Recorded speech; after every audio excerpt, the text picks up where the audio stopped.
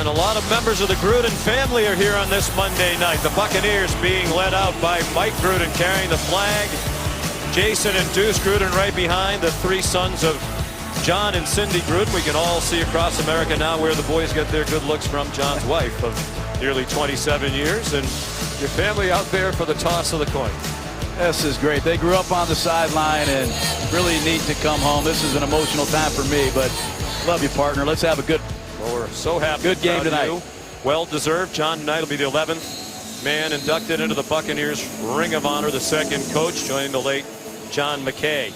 Tampa won the toss and deferred, so the Bucs will kick off. Patrick Murray to kick it away, and Andre Roberts back deep for the Falcons. Fielded it at the 5. Dangerous return man. The kicker Murray had to get involved in the tackle, and excellent starting field position for the Falcons. Led by Matty Ice, Matt Ryan, the MVP of the National Football League a year ago when he was second in the league in pass yards behind Drew Brees. An amazing touchdown interception ratio and the 5th best passer rating of all time. The number is down considerably this year.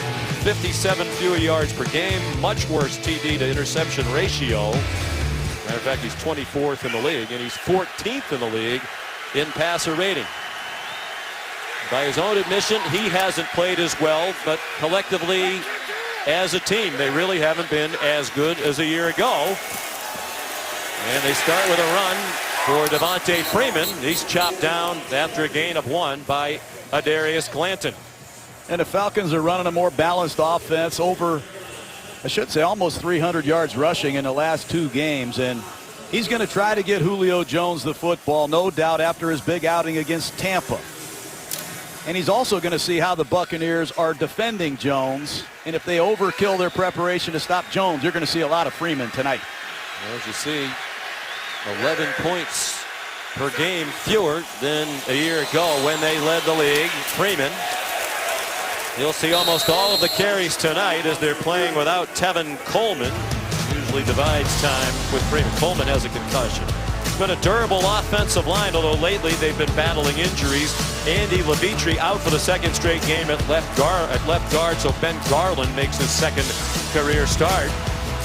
The backs and receivers led by the great Julio Jones, as Lisa just told you, 12 catches for 253 yards in their game at Mercedes-Benz Stadium on November 26th. Expect a lot of blitzes from Tampa Bay tonight to try to prevent them from getting the ball to Julio Jones. Ryan got it off, and Jones well covered by their best cover man, Brent Grimes. Excellent work by the 11-year veteran. Top 3rd down team in offense is the Atlanta Falcons. And watch Julio start outside, break back to the inside. That's good work by Brent Grimes. 34 years old, still playing, extremely good cornerback. Matt Bosher on to punt. You said it, Coach. That's a big win for the Bucs. The worst 3rd down defense team in the league stopped the best 3rd down offense in Atlanta. Very high punt. And a fair catch made by Adam Humphries. 42-yard punt. It's been a rough 3rd season for Jameis Winston. 2-8. The record, missed 3 games with a sprained right shoulder. The Bucs have lost his last 7 starts. 247.5 yards per game.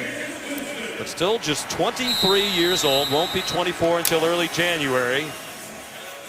Former #1 overall pick out of Florida State, the first player selected in the 2015 NFL Draft.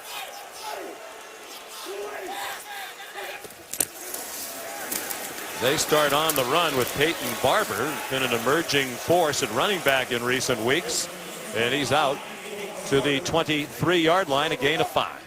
Gotta love Winston. He is a relentless competitor, tough, big-time talent, but he's got to quit just playing his game. He's got to play the game.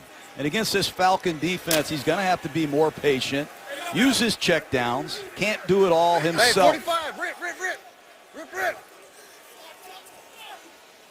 Jameis did not play in that game in Atlanta on November 26th. That was one of the games he missed with the shoulder injury. Ryan Fitzpatrick played quarterback. Long throw. Robert Alford had the coverage on Mike Evans. The crowd wants a flag. And they don't get one. That's what I want to see Tampa Bay do repeatedly tonight. Throw to their left to Mike Evans against Alford. That's a matchup I believe you'll see a lot of in this game. I thought Evans could have laid out and caught it. Well, you mentioned in the top of the telecast the Buccaneers need to get Evans going. Last year they targeted him 11 times per game. This year that's down to 7.5. Jameis Winston said, I need to throw the ball in his direction more often. They spread the field. It's a short pass to Charles Sims, who's their third down back, and they were ready for him. Deion Jones, the terrific second-year linebacker out of LSU. 17 tackles last week against the Saints. NFC Player of the Week on defense. He will rattle your cage. Not many linebackers with that kind of speed. Second-year players really come into his own. Brian Anger on to punt as each team goes 3 and out to start the game. Atlanta's had some extra time since their last game against New Orleans. That was a Thursday night or a week and a half ago. Here's Andre Roberts. Shaky tackling, and the Bucs finally get him down at the 38-yard line. 50-yard punt by Anger, a 13-yard return. No score, just underway in Tampa. ESPN's Monday Night Football is brought to you by those that live like a pro, GMC. Gorgeous night in Tampa, 70 degrees, no wind. As this game gets underway, the Buccaneers playing without their great defensive tackle, Gerald McCoy, suffered a bicep injury in their loss here last week to Detroit, 5-time Pro Bowler. They're also without their leading tackler, Levante David, injured on one of the last plays of that game last week, a hamstring. They think he's a Pro Bowl caliber player. Tough to swallow that type of loss against the Falcon offense. So each team is 3 and out. Here comes Matt Ryan again in the Falcon offense. Their own 38. Catch made in the flat by Austin Hooper. Second-year tight end out of Stanford, a 5-yard gain.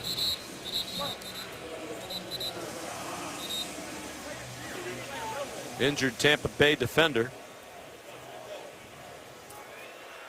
Ryan Smith, the cornerback, they thought would be a safety. They converted him to cornerback in his second season out of North Carolina Central. And they're already without Vernon Hargraves, who was a first-round pick last year. Had been a starting corner earlier in the year, but he's inactive tonight. Yeah, bottom of your screen, he fell awkwardly, and you make a great point. This is a man that has been pressed into service because of the injury to Hargraves, and this is a very tough injury on the Buccaneers. You already pointed out McCoy and Levante David not going tonight, and Tampa Bay's defense has really struggled. Yeah, surprisingly so. They were really the strength of the team last year when they went 9-7 and just missed the playoffs. Well, good news as we welcome you back to Tampa. Ryan Smith up on his feet, running on the near sideline. That looked nasty when his leg locked on the last play. The 5-yard gain. 2nd and 5 Falcons. 3.5 gone by. No score. And the toss to Devontae Freeman. He gets collared after he picked up the first down by about a half yard. 6 yards on the run. Justin Evans, the rookie safety, made the tackle. He's out of Texas A&M, 2nd-round pick. No huddle offense. Here comes Atlanta. I like this move by the Falcons. A lot of injured Tampa Bay Buccaneers. Communications an issue. Heat up the tempo.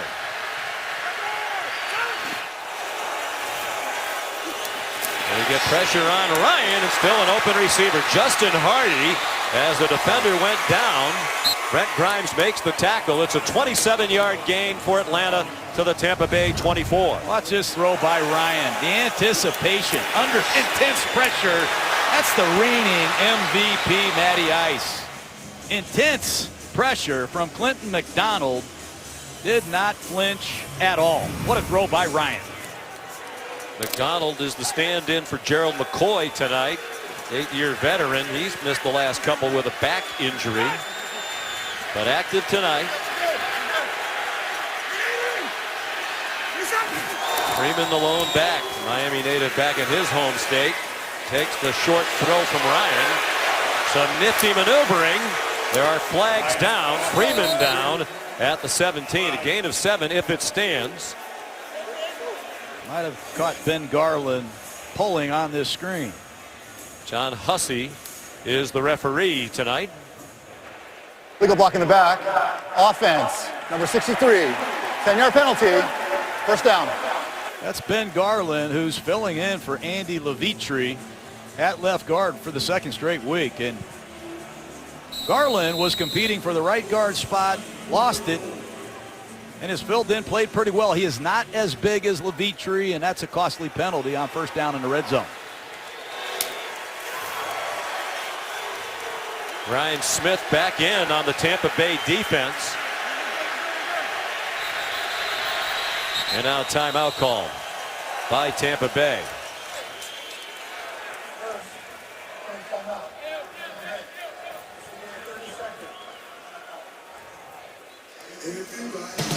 Well, we have a moment. Here's a look at the Tampa Bay Buccaneers defense. As we mentioned, they have struggled to generate any kind of pass rush. 17 sacks, fewest in the league. They're without Levante David tonight, so Darius Bland gets the start alongside Beckwith and Alexander. And in the secondary, the rookie Justin Evans has had a nice year, and the coach said a moment ago, Brent Grimes, their best corner at age 34, third oldest active cornerback in the league. Only Terrence Newman, Tremont Williams are older. And with Gerald McCoy not starting tonight, they don't have a single defensive player who started every game this year. Buccaneers the only team in the league you can say that about. First and 20. Ryan with time, and a diving catch made by Julio Jones along the near sideline. A gain of 8. Robert McClain had the coverage. Well, they go right after Ryan Smith. He gets hurt. He comes out of the game. He struggled the last time they played, and that time they go right after him with Julio Jones. And this is what they talked about working on with the extra 3 days of preparation, Sean. After that Thursday night game, they worked on their no-huddle offense. They want to turn Matt Ryan loose, let him go with the attack. One of the benefits of a Thursday night game, especially if you win, the extra time, the extra rest. Teron Ward stayed alive to get to the 20. Chris Conti made the tackle. 6-yard gain. Can Tampa Bay find the pass rush, the edge rush? I'm going to say no. They have tried everybody coming off the edge. They had some inside pressure with McCoy and Clinton McDonald, but they have had nothing off the edge. There's 95, Russell, and at the top of the screen, number 94, Will Clark. Steve Sarkisian, the offensive coordinator for Atlanta, counted 8 all-out blitzes by Tampa Bay when they played in Atlanta. With 0 coverage behind it. They don't blitz there, and the Falcons convert on the pass to Devontae Freeman. Chris Conti, another tackle. First and goal, Falcons, a pickup of 13. This is halfback choice. You have Devontae Freeman one-on-one with a backup linebacker, Darius Clanton. You expose that matchup all night. And Levante David sitting on the sideline with a bad ankle. Good move by Steve Sarkisian, the offensive coordinator. Go right after the backup. After the 3 and out to start the game, Matt Ryan 5 for 5 on this drive. Play fake, and the check down to Derek Coleman, the fullback, an incomplete pass. Intended for the only deaf offensive player in the history of the NFL. Sometimes they have to alter the huddle. Matt Ryan makes sure that Coleman can read his lips. You know what's odd about this Falcon offense is you hear about Julio Jones, all the catches, all the yards. Rarely do they target him in the red zone. I mean, he doesn't just not see the ball. He rarely sees the ball. I think he's only got 3 red zone catches all year. Keep an eye on Sanu at the top of the screen. He's the man they feature here. Freeman, boy, he had a burst of speed to the line of scrimmage, and then he got met in the hole and blasted by Quan Alexander. He reminds me of an old linebacker I coached here named Derek Brooks. Great sideline to sideline speed. Watch his hit. A lot of LSU Tiger linebackers represented in this game tonight, and Alexander is a great player. Third down and goal.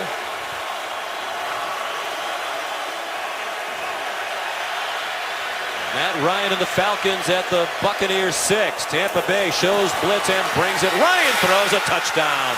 That was easy. Justin Hardy the catch. And the Falcons are first on the board tonight. Steve Sarkisian knew they were going to blitz and blitz the house. And he said, we got to make them pay when we do. And they just did. Tampa Bay is going to bring the house. And it's one-on-one coverage. You have Ryan Smith at the bottom of the screen, a unknown corner that just left the game with an injury, and that Ryan shredded him. That's good coaching. You have to do this. You have to recognize the matchups, and I don't even know if Tampa had 11 men on the field.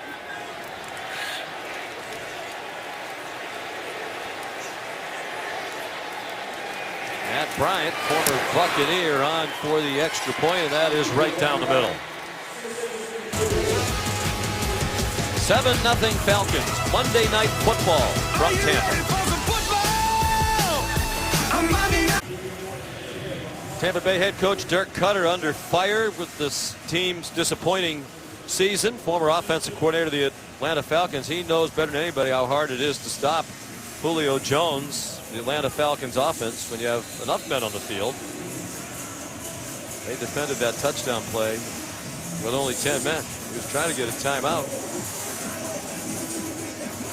and did not get it. Here's Matt Bosher kicking off for the Falcons, and Jaquiz Rogers takes a knee. Well, it's an all-out blitz, and you see just 10 men on the field, and Coach Cutter tried to get to the timeout, could not get it done, and costly mistake by the Buccaneers. But you're missing Levante David, you're missing McCoy, you're missing veteran leadership, you're missing communication, and Tampa Bay's got to get it solved quickly because Matt Ryan is coming after him with a no-huddle offense. They already used one timeout on defense, the Bucs, here in the first quarter. We're trying to use another. Jameis Winston, pressured on first down, shows his elusiveness and dumps it off for a short gain. Pickup of 5. Peyton Barber dumped by Devondre Campbell. There's the offensive line for the Tampa Bay Buccaneers. They lost 2 starters in that win in Atlanta. Ali Marpet, their center, right tackle DeMar Dotson, out for the year with knee injuries. Peyton Barber has emerged as the leading running back. He was going to start tonight no matter what, but that decision made easier. Doug Martin, who had been their starting running back all year, inactive tonight for an unspecified violation of team rules. Peyton Barber rejected. It's Devondre Campbell again, a 1-yard gain. Doug Martin, that is big news here in Tampa. They have been hoping for Martin to regain his form. He's had 2 spectacular seasons here. He has struggled. He's been suspended, and now this suspension for tonight's game doesn't look good for him in his future, but it does give Peyton Barber, number 25, the chance of a lifetime. Can they get this running game going? They just have not made many big plays. 27th in the league in rushing yards per game, 91.5. 3rd down and 4. And Winston on target, and the pass broken up. Intended for Cameron Brate. And Ricardo Allen came flying like a missile, and there is a flag down.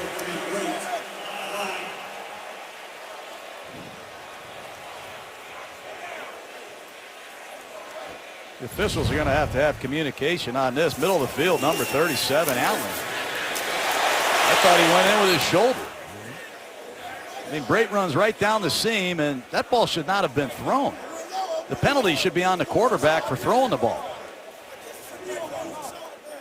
Some of the biggest hits in football occur because the quarterback throws the ball into Personal traffic. foul. Defense, number 37. Hit to the helmet area of a defenseless receiver. 15 yards. Automatic. First down. I don't like that call at all. Well, it's what a lot of the defensive players talk about, when the target changes because the receiver, intended receiver, ducks at the last minute. And, watch, Brate's head goes way down as the ball arrives. Went in with his shoulder. I think that's a really good play by a good young safety. That's what he's saying. I went in with my shoulder. Was aiming below the head. I'm going to throw that flag most of the time. The eye toward protecting defenseless receivers. Peyton Barber, second-year player, undrafted out of Auburn, got ahead for 2. Here's the Atlanta defense. 9th in the league in scoring defense, giving up 20 points per game. Poe and Jarrett really starting to gel in the middle of that defensive front. Outstanding young linebackers in Beasley, Jones, and Campbell. Beasley led the league in sacks a year ago. He's more of a pass defender this year. And Desmond Trufant visited with him the other day. You had to goad him into saying he thinks he's one of the best cornerbacks in the league, but you think he is. I sure do. Good guy, too. Really is. Terrific football family. The brothers who played in the NFL. Charles Sims, the catch. He's a yard short of a Tampa Bay first down. They are in the Falcon territory, just shy of the 45-yard line. And here comes the big artillery. Checking in number 66 for the Buccaneers, Leonard Wester. He'll be a big tight end. They have a fullback, number 45, Alan Cross. They failed last week on a 3rd and 1 in the red zone against Detroit when Doug Evans fumbled the football. Will they slam it or will they throw it up top to Evans versus single coverage?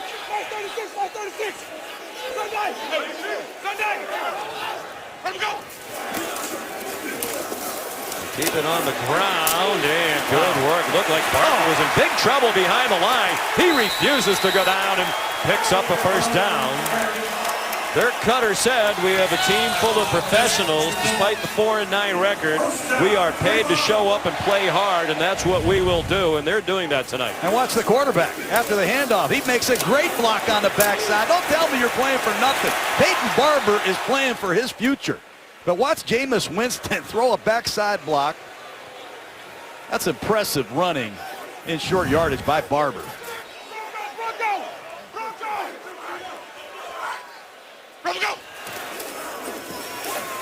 Barber again, and this time dropped for a loss. Derek Shelby back up, defensive lineman out of Utah. Barber will be the featured back tonight. He grew up in Falcon territory from Alpharetta, Georgia. As we mentioned, undrafted out of Auburn. Some were surprised when he came out of Auburn early, and he got a lot of attention when the announcer was coming out. Said he was doing it in part because his mother was homeless, and he felt the need to make a living and help support her. And he obviously is delighted that the base salary of more than $500,000 now he's able to take care of his mother. Here's Deshaun Jackson. He is to the 31-yard line. Looks like a little bit short of the first down. It's a quick out and a no-back set. And Jameis told us yesterday, we got to get Deshaun Jackson the ball in this game early. Invite him to the party. And if we can get him going early, get him a couple catches, get him in the flow, maybe we can open up some things down the field. But Deshaun Jackson, what a playmaker he has been, one of the great deep ball threats in football.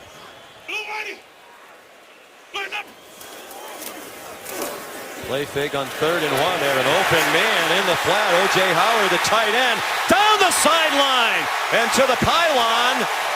Is it a touchdown? The officials are looking at each other. And it is a touchdown for Tampa Bay. That's all Jameis Winston. Nobody covered Howard. Atlanta blows the coverage. Let's see if he got in.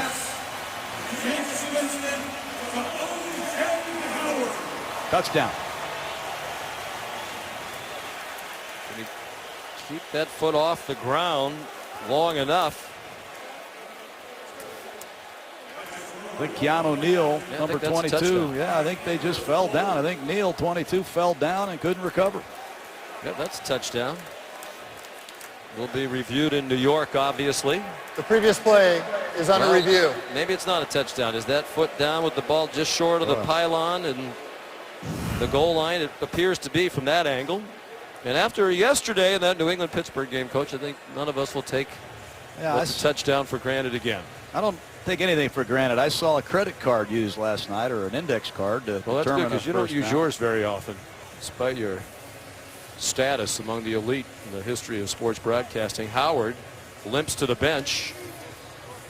Here's Lisa Salters. Hey, Sean, well, it's getting crowded over here at the Bucs medical table. Deshaun Jackson on the table right now. It looks like they are looking at his left foot. O.J. Howard came limping over, but he couldn't get on the table because Jackson was already up there being evaluated. So now O.J. Howard is over on the bench. They are looking at his right foot. Sean? Jameis Winston helping Howard off. He's been a big play receiver, averaging better than 16 yards per catch is O.J. Howard. Yeah, that's leading all tight ends this year, just a little bit ahead of Rob Gronkowski. Well, he should thank Dirk Cutter for that. If you look at a lot of the yardage, the big After plays, he's been review, wide open. The ruling on the field stands as called. Touchdown. Apparently enough to turn it over. Look from that one angle like his foot might have been out of bounds before the ball reached the pylon, the goal line, but not enough to overturn it, so it stands as called, and the Buccaneers an extra point away from a tie game. Here's Patrick Murray. A very rocky kicking history here in Tampa Bay ever since they let Matt Bryant go. They've had 8 kickers since they let him go in 2009, but Murray seems to be stabilizing that situation. 7 apiece first quarter.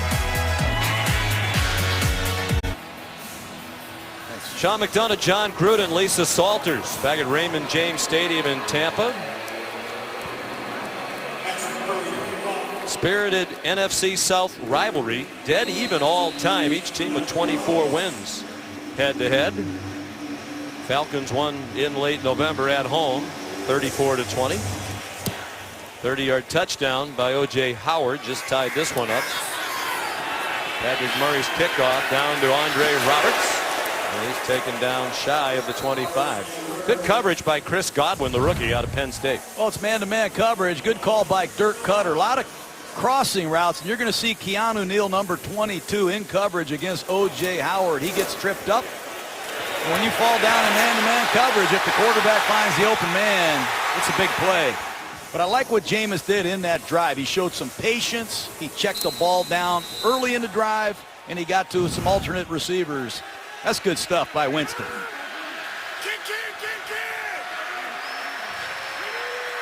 Winston was 4 for 4 on that touchdown drive. There's Teron Ward. Man. Family affair for him tonight. He backs up Freeman tonight. His brother TJ is a safety for Tampa Bay. The first time they ever played against each other was in that game in Atlanta a few weeks ago. I like the way the Falcons do business. I like their head coach, Dan Quinn. Former defensive line coach. He has brought a real tough mentality to this Falcon football team. Don't kid yourself. They can run the ball right down your throat.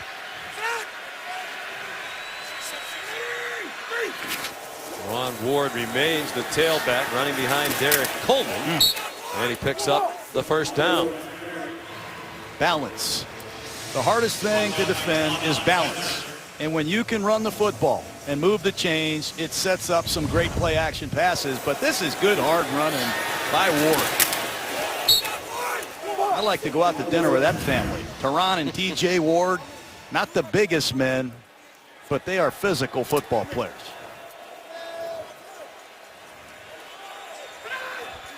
Teron had a good game against his brother's team on November 26th. Averaged 5 yards per carry on 7 rushes. Back to Devontae Freeman. Big hole.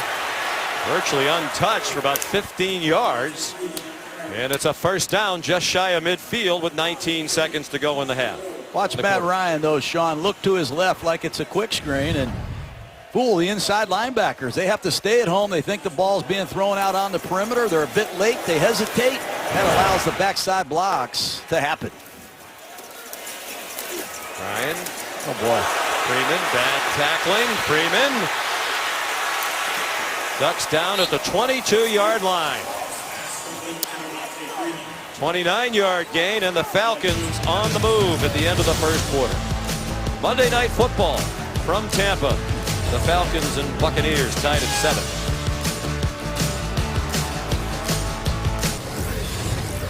Special Monday night here in Tampa. Coach Gruden going into the Bucs Ring of Honor at halftime. Many of his former players here to pay tribute tonight. Mike Allstott's in the Ring of Honor already, as is Derek Brooks. Ronde Barber very well could be someday. Simeon Rice looks like he could still play. Yeah, he could. When you have some of the best players in the world on your team, you're lucky. But when the best players are your best workers, you got a chance to win big, and that's what those guys help us do. Very nice message on the video board during the break at the end of the quarter from Derek Brooks, paying tribute to Coach Gruden. This crowd ready to pay tribute to our friend and colleague at the half. Long pass from Mohamed Sanu with Robert McClain in coverage. I like McClain. McClain has Atlanta ties. He played for the Falcons for head coach Mike Smith, who's now the defensive coordinator. He does an excellent job running to the corner with Sanu stride for stride. He's played outside. He's played inside. He's found a home here in Tampa. And like I said earlier, they're looking for Sanu in the red zone. A lot of ties in this rivalry. A lot of players and coaches on this field tonight have been on both sides of it. The handoff to Taylor Gabriel, the speedy former Cleveland Brown, bounced out of bounds at the 19-yard line. Pickup of 3. Of course, Mike Smith, now the Bucs defensive coordinator, is the winningest head coach in Atlanta Falcons history. Won 66 games while head coach of the Falcons. One of the great guys in coaching. No doubt. And he's been a very good defensive coach for a long time. He's got a depleted crew here with this Buccaneer defense. Can they hold up against this no-back formation? They blitzed on third down in the red zone last time. Yeah, Ryan said Mike Smith meant as much to me as any person involved in my football career. Trying to make a big play against Coach Smith's defense on 3rd and 7. Dumps it down. Julio Jones is all alone. And he lunges for the pylon. Didn't get there. But it's a 1st and goal for Atlanta inside the 5. No idea what coverage they're playing there. They had 10 men on the field on the last 3rd down. Here Julio Jones runs right through the middle of their defense. There's no one there. He runs for 17 yards. And he will punish you after the catch. The thing about Jones is he can make you miss or he can blast you. Hard guy to tackle. He said it's astounding how few catches Julio has in the red zone the last few years. Dontari Poe, defensive lineman, lined up as the fullback, trying to lead the way for Freeman, who's spotted down short of the goal line. It'll be 2nd and inches. How would you like to be a linebacker and see Dontari Poe, 350 pounds, coming full speed at you? Watch number 92. Specialty goal line fullback on that kick out. Good night. Dontari Poe caught a touchdown pass as a Kansas City Chief last year. Look at the size of this fullback. I'm surprised Freeman can even see the hole. It's possible he can't. They run behind Poe again, and it's a touchdown. The ball's out. And it looked like the Falcons are on it in the end zone. I think he crossed the plane clearly. Yeah, it's already a touchdown signal. I think it would have been, regardless of the recovery. Pretty simple. Follow Dontari Poe to the ball, and he may have fumbled that football. He did. Is there a clear recovery? I think Levine Toilolo, number 80, wound up recovering it. Boy, they had a great chance. A couple of the Buccaneers, Evans and Blanton. There's Toilolo. One of their 2 tight ends out of Stanford, both he and Austin Hooper played for the Cardinal. Extra point up and good by Matt Bryant. 14-7. Falcons, important game for them. An eye toward the playoffs. The Walter Payton Man of the Year Award, presented by Nationwide, recognizes NFL players for their excellence on and off the field. The Bucs nominee Clinton McDonald did great work organizing relief efforts in the Tampa area after Hurricane Irma. Ben Garland is the Falcons nominee. Air Force Academy graduate, works with veterans and service members, spent a lot of time volunteering at the Atlanta VA Medical Center. is number 63. He says he tries to do at least 63 community service Unbelievable. appearances or events a year. The man flew an F-16. That's amazing. I thought you had to be a certain size to be a pilot. I didn't know left guards could even fit in those planes. Quiz Rogers has a chance to return it. Yard or two deep. And he has some running room to the far side of the field. Flag down. He's down at the 28. Tackled by Keanu Neal, starting safety, a hard hitter.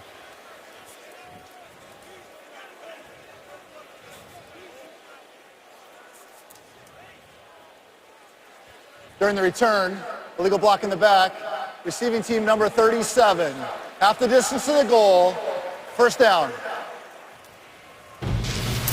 Keith Tandy, the illegal block. That's Jameis Winston will not be 24 until January 6th. He has set a lot of records for a quarterback before age 24. His start tonight, the 43rd of his career. That ties Drew Bledsoe for the most by a quarterback prior to his 24th birthday. He passed Bledsoe last week for passing yards before age 24. And he's creeping up on Dan Marino. Play the rest of the season. This game and two more. He stays healthy and in the lineup as a 23-year-old. Sometimes you forget how young he is. He's on target to Mike Evans. We talked with Jameis yesterday. A lot of reports around here that he and Dirk Cutter's relationship has taken a hit with the disappointing season. Both flatly denied that. As Jameis said, when you're not winning, those are the kinds of things that pop up. I think that happens league-wide. You know, you don't have a lot of pleasantries when you're not winning. This was pretty candid. Earned his share, took it. The responsibility for the disappointing season. We asked him, have you improved in your third year? He said no. You know, improving is winning more. We've won less. I have not done my job, and he recited a number of things he needs to do better, including, as you've said, eliminate careless mistakes. And in this instance, get the ball to Mike Evans much more often.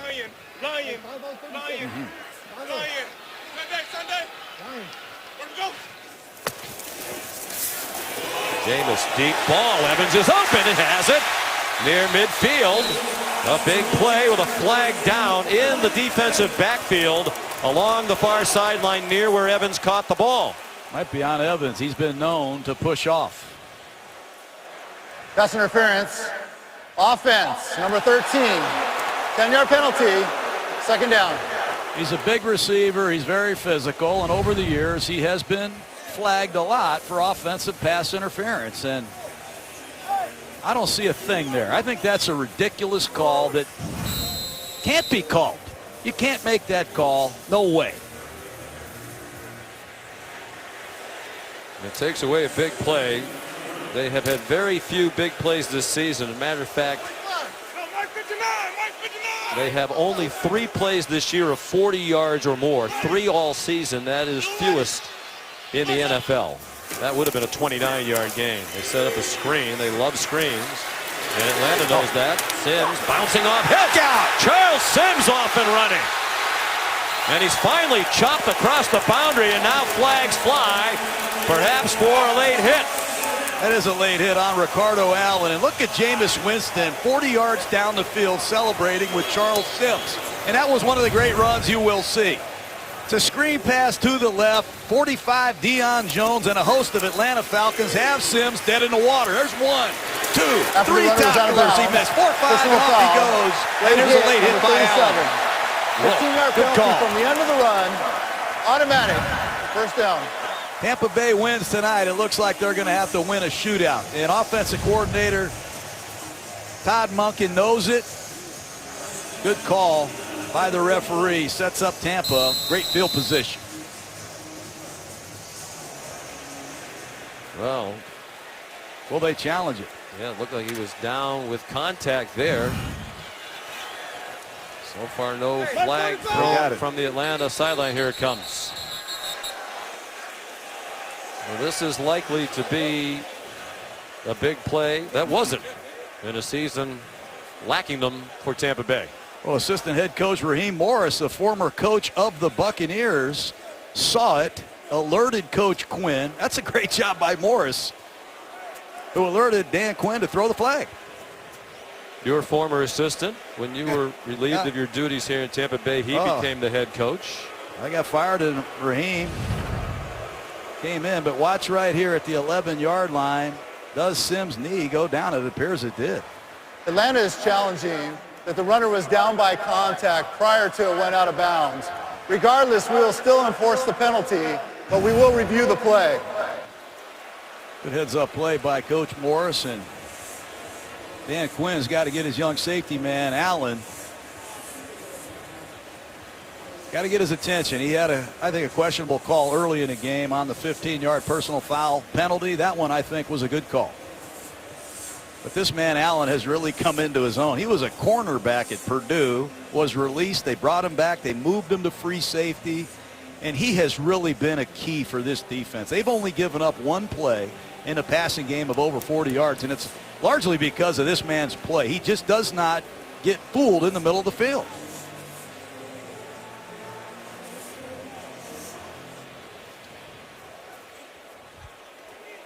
After review, the runner was down by contact at the 11-yard line. We will still enforce the late hit for unnecessary roughness from the 11-yard line. It will be 15 yards, automatic first down, and the ball will be placed at the 26-yard line. There it is. The knee is clearly down. And here's the costly penalty on the sideline by Allen.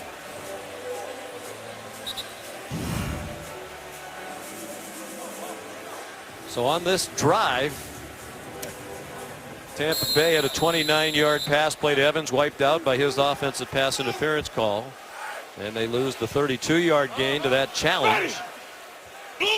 Great effort by Sims. There's a first down for the Buccaneers, 26. The speedy Deshaun Jackson shoved out of bounds by Deion Jones. Speedy himself. Good gain on first down. They got 7. They've tried a lot of different ways to get Deshaun Jackson the football. Numbers are down, not the big plays that we're accustomed to seeing, and sometimes you have to earn those opportunities by making the defense defend the entire field. I think Tampa's just got to maintain their patience, throw the ball underneath. If those are the given throws, the big ones will come down the field later. Ready. Ready. Adam Humphries in the jet sweep action took the handoff, got the first down to the 39-yard line.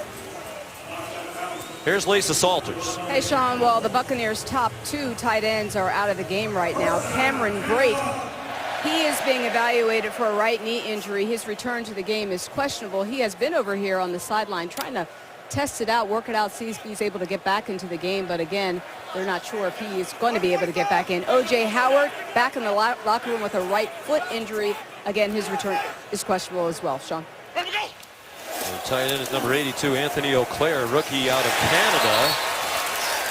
That's Evans the catch, and he's to the 45-yard line, a gain of 6. That's a great throw by Winston. The underneath coverage in this 3-deep zone buzzes to the numbers, and you have to float this over the top of the underneath coverage. That's a great throw. Watch 36. Ishmael buzzing underneath that out route. Very good touch and trajectory by Jameis. Stand down. Let's go. 8 straight completions for Winston. This is a handoff to Barber. And they're going to mark it at the line of scrimmage. Another Buck is down, and that might be J.R. Sweezy. Sweezy hasn't missed a snap all season, and the injuries continue to mount for the Buccaneers. Already missing right tackle DeMar Dotson. Center Ali Marpet is out, and now it's Sweezy. Very good offensive guard. The right guard, J.R. Sweezy, being helped off the field. He's the only offensive lineman who's played every snap this season for Tampa Bay. Got rolled up on, looks like that right ankle.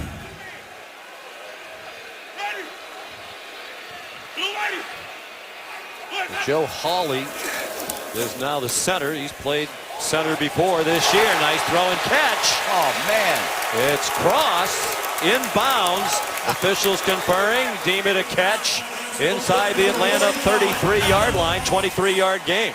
Alan Cross has a fullback's body with tight end traits. And that's a great catch, and I don't think Campbell ever expected Cross to see the ball. Tampa got up quickly, I think, trying to stop a possible challenge of the ruling on the field of a completion.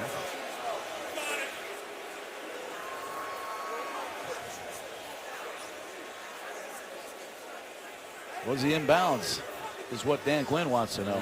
Atlanta is challenging the ruling on the field of a completed catch. Well, they already had a big challenge go their way a moment ago. That's complete. I think it's complete. The knee down, in bounds.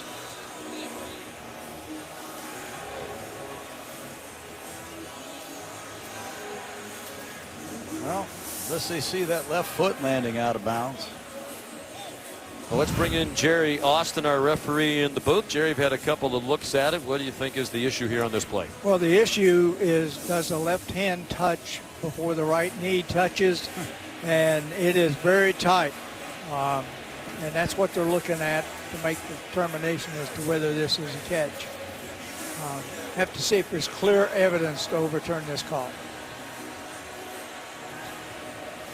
Well, Dirk Cutter could use a break. He's now considered to be on the hot seat with the 4-9 season. Just his second year as the head coach. But they haven't waited long since John Gruden was fired. Raheem Morris lasted 3 years. Greg Schiano, Lovie Smith 2 years apiece. And now Cutter in his second year, hoping that this one goes his way. After review, the ruling on the field is confirmed. It is a completed catch. Atlanta will be charged with timeout, and they no longer have any more challenges. Looked like a good call, don't you think, Coach? Knee down just before the hand went out of bounds. Yeah, I think it's a good call. I wish the referees would be able to call it here. I think these replay challenges make for a long night, but first down, Tampa Bay. And that's a surprising throw. Not many people target a fullback split out against Campbell, who's been a very good coverage linebacker. Close enough to challenge.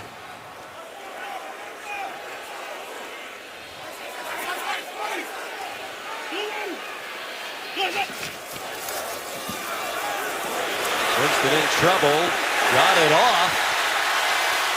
Anthony Auclair out of Laval University in Quebec, just his second NFL catch. Good for a 14-yard gain and a first down. That's a great job by Winston. You're going to see Brooks Reed unblocked on this bootleg. And Jameis has the poise to stand in here, pump the ball. Just that slight hesitation to buy time to find Auclair for a huge first down. Jameis Winston has a lot of talent. He showcased it so far for us tonight in this first half. So without Howard and Brake, some big plays by the other tight ends, Auclair and Cross. They are deep and talented at tight end. Peyton Barber surges toward another first down for the Buccaneers, just shy of the 8-yard line. This is impressive by Tampa. You got a bunch of backup offensive linemen. Howley's at center. That's Evan Smith filling in at right guard, right into the teeth of the Atlanta Falcons. And Peyton Barber, another fill-in back, taking it to the NFC South champions of last year. This is good work by Tampa Bay, showing a lot of grit and character against the defending NFC champions. Back to the jumbo look. Leonard Wester on the field. Got a touchdown pass last week. He's blocking for Barber. The ball's out. Was he down before he lost it? Still fighting for the ball at the 5-yard line. I believe the ball is out, and this is the one thing the Falcons have not done. They have not created turnovers. That ball is out. Atlanta has just 11 takeaways this season, tied with Cleveland for the fewest First down. in the league. But now they have another. They're 12th on the fumble by Barber. Just the self-destruction of this Buccaneer offense has nothing to do with coaching. You've got to protect the football.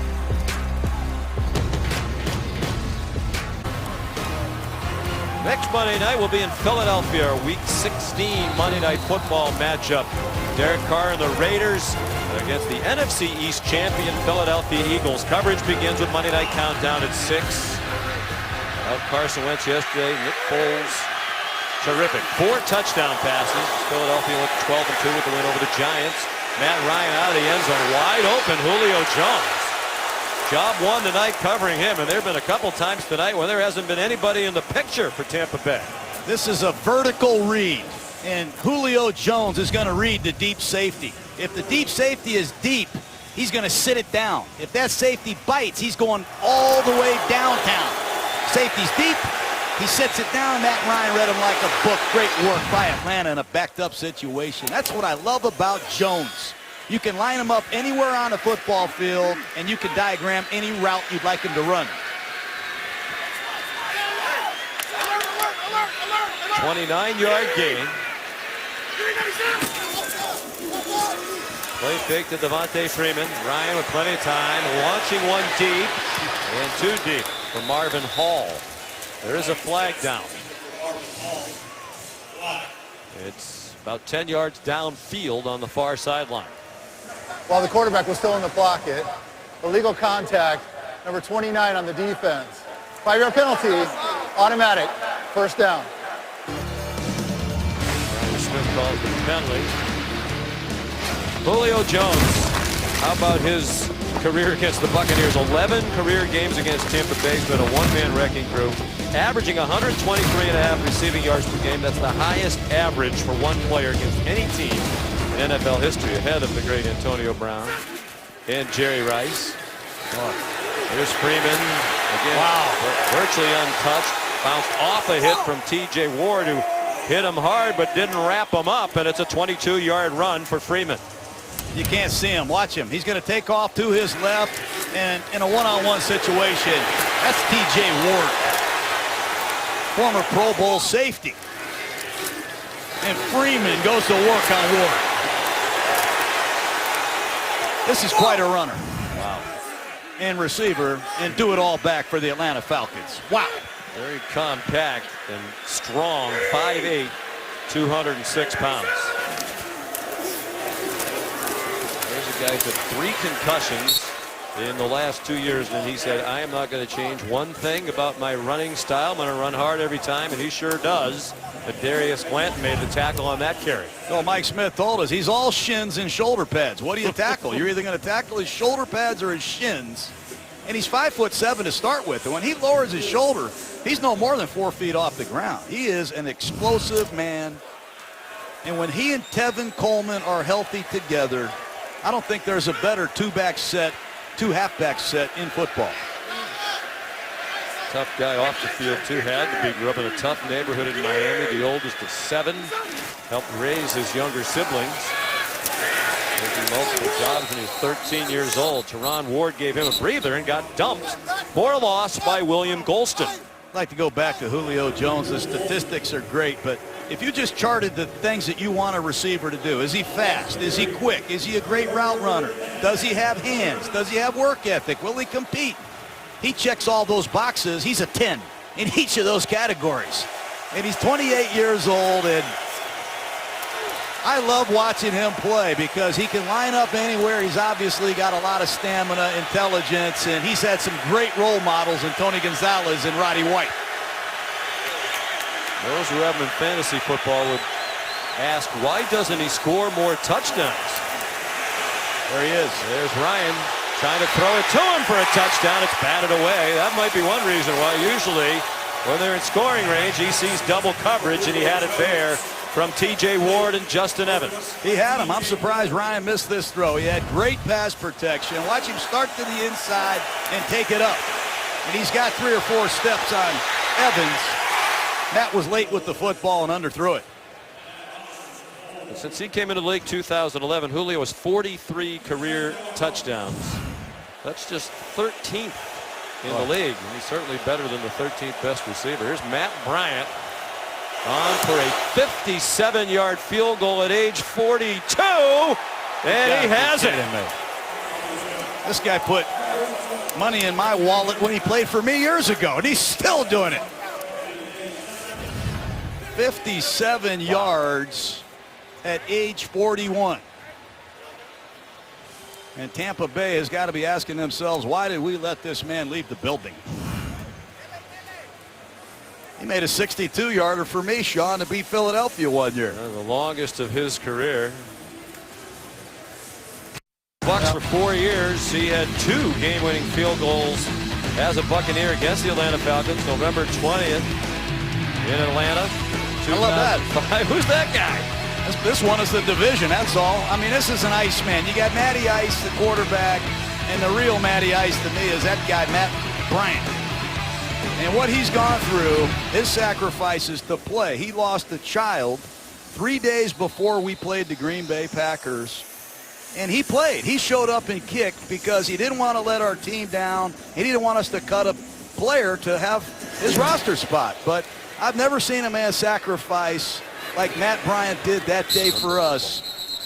It says so much about him. It would have been easily understandable having just lost an infant son. He kicked 3 field goals in that game just a couple of days later. But the point you made when you told me the story a couple of days ago, I couldn't believe it. He wanted to show up largely because if they had to make him inactive, and they had a kicker, someone had to get cut. Yeah, we had to sign another kicker, and we had kickers in to work out. He said, no, I'm kicking. I'm kicking. And he showed up, and not only did he kick, he won us that game too. And he just made another 57-yard field goal. Unbelievable.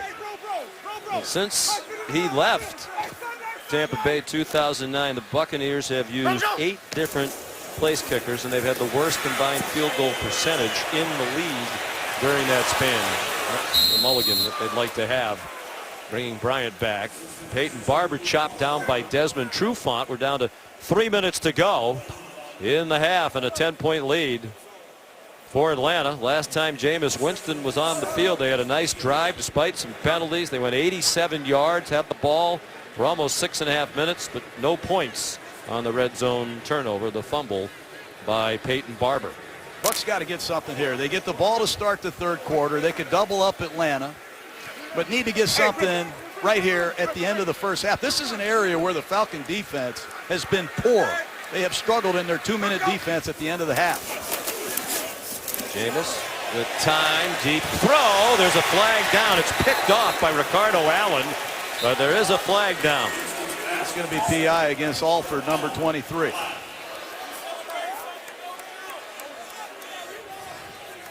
And you see the range by Allen, the man we talked about earlier. But I think they got Robert Alford, number 23 of the Falcons. Holding, defense number 23. 5-yard penalty enforced from the previous spot. Automatic, first down. Take a look, bottom of your screen, 23, working against Evans. We'll see a lot there, but it's Alford being called for holding. Calling it tight tonight, keeping an eye on Evans. And without tight ends, the Buccaneers using a lot of wide open sets. Yes, sir. That's Rick. Run. Sunday. Let me go. Winston playing on a sore ankle, slides down shy of the 40-yard line, and timeout called with 2:09 to go in the half.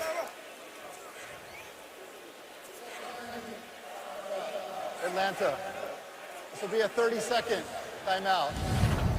Still waiting for Vic Beasley to show up this season as a pass rusher. Been awful quiet at 15.5 sacks last year. They changed his position to outside linebacker. But he has not been close in the last 5 or 6 weeks.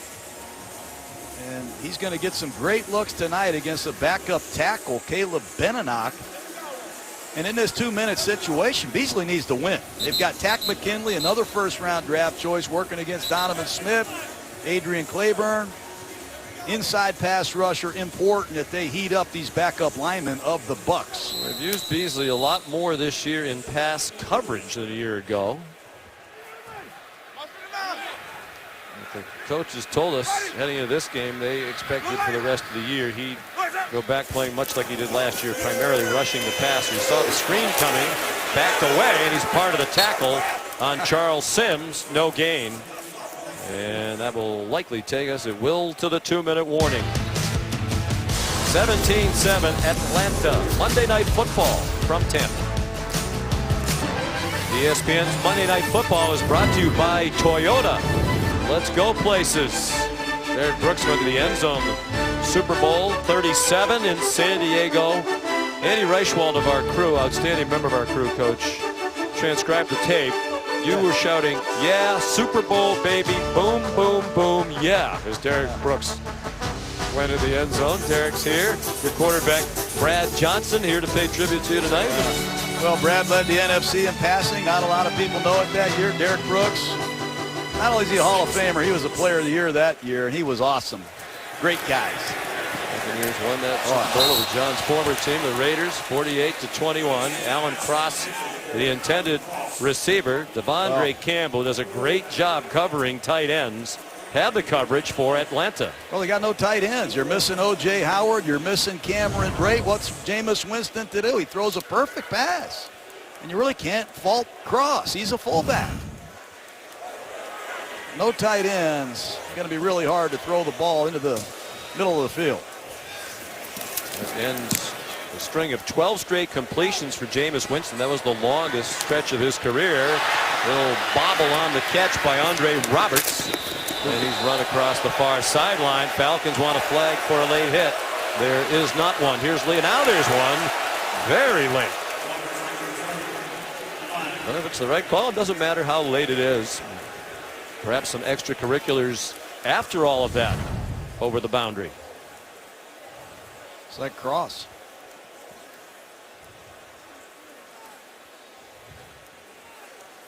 Conference here with the officials. We'll see what this is.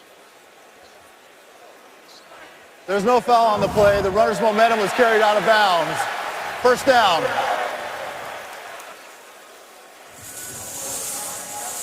This is where Matt Ryan needs to deliver a knockout punch to the Buccaneers. He has struggled surprisingly in the 2-minute drill, not only at the end of the game, but at the end of the half. He's thrown 3 interceptions in this situation, and this is a time for Matty Ice to get right and get this Falcon offense rolling at high gear, because they got quite an upcoming schedule against the NFC South opponents. Saw a worst passer rating in the league the final 2 minutes of the first half. Jameis Winston second lowest. Mohamed Sanu advances the ball to the 18-yard line. They do have 1 timeout left, 1.5 minutes to go. 21, Justin Evans, starting safety, limps off the field. The Buccaneers have lost several men in this first half. Ryan on target for a first down. Taylor Gabriel taken back, but he got the first down with 2 yards to spare. And watch this man work in this situation. Matty Ice. Thrown for more than 300 in his last 3 games against the Buccaneers. Should have had more to the total there. Freeman could not make the catch on the run. Well, they keep talking about how they're a play away. We're a play away. You got to make this. This is a halfback choice again. And he breaks flat across Glanton's face. This is a gain of 40 yards if he catches the ball. Well, Atlanta had only 10 drops all of last season on their way to the Super Bowl. Second fewest in the league. Only Tennessee had fewer. They've had 21 drops already this season.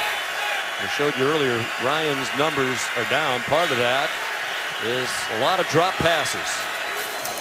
Under 1 minute to go. Look out from behind. Ryan stayed on his feet and throws for a first down to Mohamed Sanu. No pass rush. None from the Buccaneers. Matt Ryan dropping back to pass, has all day to throw. There's some late pressure coming from his blind side from Devontae Bond, but Mohamed Sanu, the perfect complement to Julio Jones with another big play for Atlanta.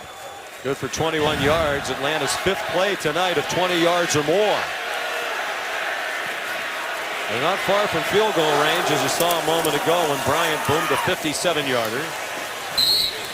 And Freeman gets them close to a field goal of about that distance, but they're thinking about more with 44 seconds and a timeout remaining.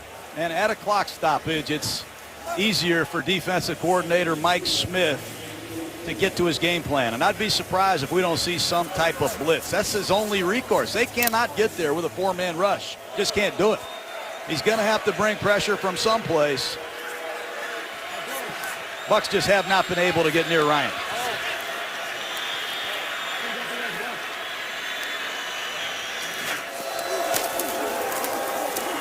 Again, plenty of time for Ryan. A high throw. Mohamed Sanu could not make the catch. 3rd down and 2. They're 3 for 5 on 3rd down tonight. The #1 3rd down offense in the league against the worst 3rd down defense. In Atlanta's win late November at home against the Buccaneers, they went 11 for 14 on 3rd down. Best performance by a team in the league on 3rd down this year.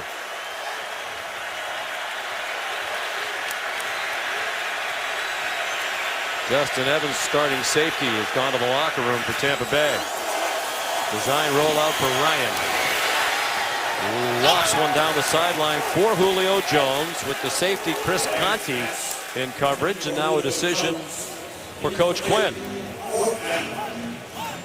And it looks like this one's a little bit too long for Matt Bryant. He's going to send Matt Bosher, the punter, out. A surprising call there on 3rd and 2. A sprint out to your left with a right-handed quarterback. A little surprised with that one. Adam Humphries back for the punt. He's in the spot on the field where a fake would be a possibility, but they punt it away, and it's out of bounds near sideline, marked at the 17. Coming up on the Toyota halftime. Now they take a step forward to the 18. Susie, Charles, and Steve Young talk about the Falcons' fast start tonight. And the moment we're all waiting for, Coach Gruden inducted the Buccaneers Ring of Honor. Do you have to? I know you have good speed still in your mid-50s now. When you coach here for 7 years, you know the secret passageways to get you down there quick. There's a sled. I just jump down that sled. I get right down there, hang out with Simeon Rice. Now, in the year and a half, it's been my honor to be your partner. I've come to know you as an emotional guy. You going to be able to hold it together at the half, or is this going to be tough for you, you think? I think it's doubtful. I'm doubtful.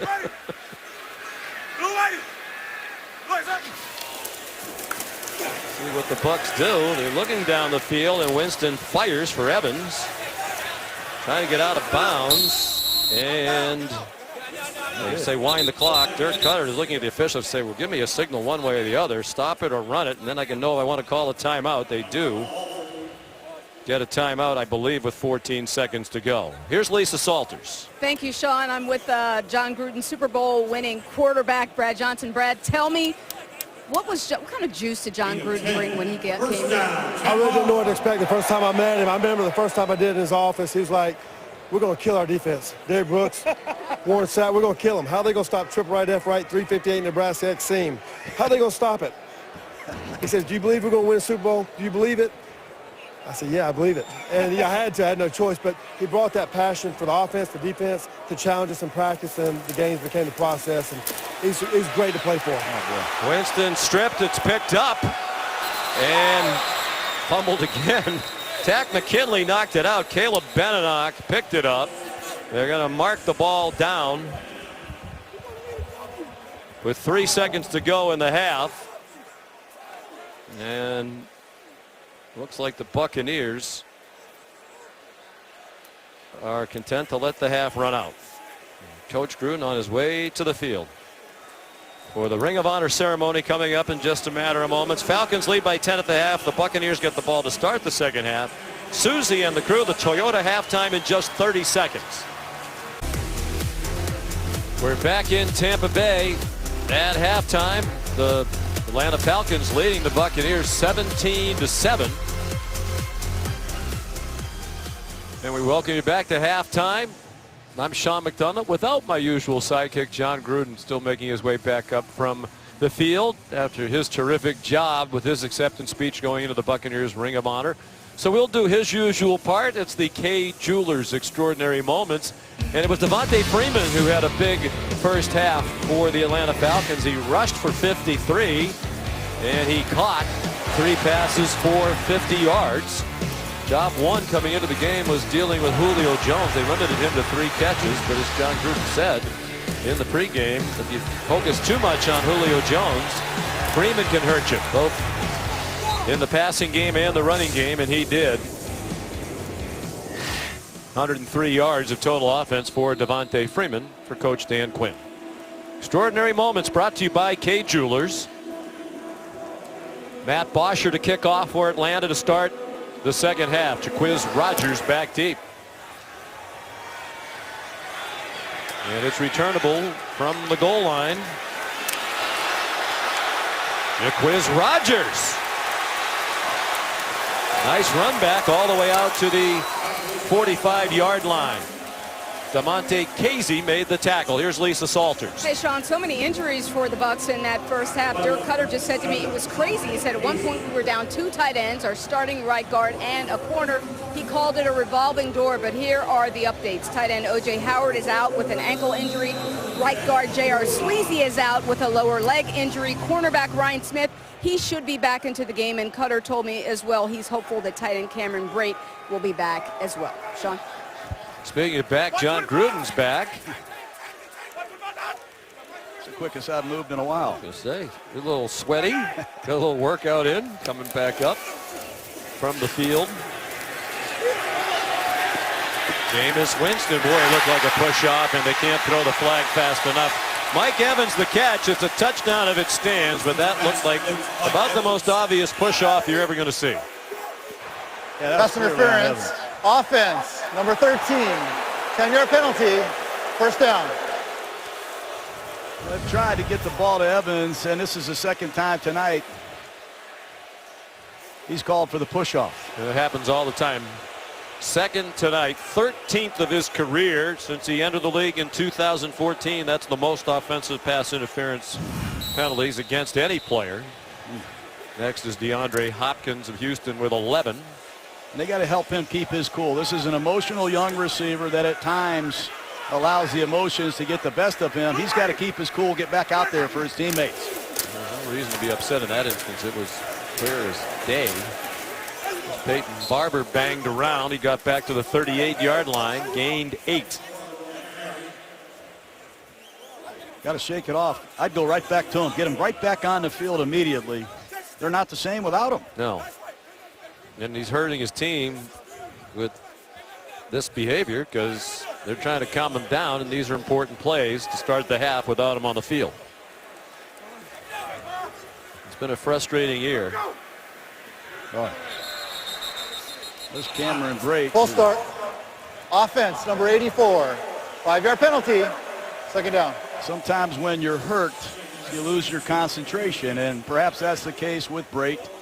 And here's the emotional Evans returning to the lineup on 2nd and 17. He caught 96 balls last year, Evans. That was 6th in the league. He entered tonight with 55 catches.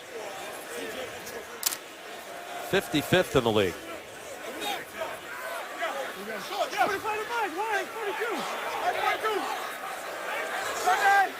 Excuse me, 55 catches, 37th in the league, but a long way from last year.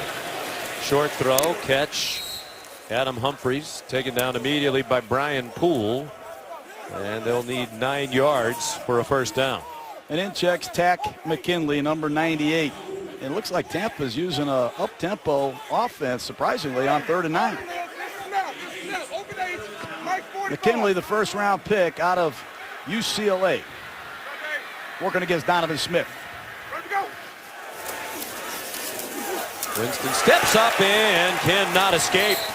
Sacked back at the 38-yard line. Vic Beasley a part of it for Atlanta. That's what I want to see. I want to see Beasley back in form as a pass rusher, working against the backup right tackle, Caleb Benenoch. He set him up beautifully with an inside move, and Falcon fans have to love that. He's a game changer as a pass rusher when he's right. He had a hamstring problem. He missed a few games earlier in the season, and welcome back to your left defensive end position. His first career sack against Tampa Bay. This is his 6th game against the Buccaneers. Brian Anger on the punt, former Jacksonville Jaguar.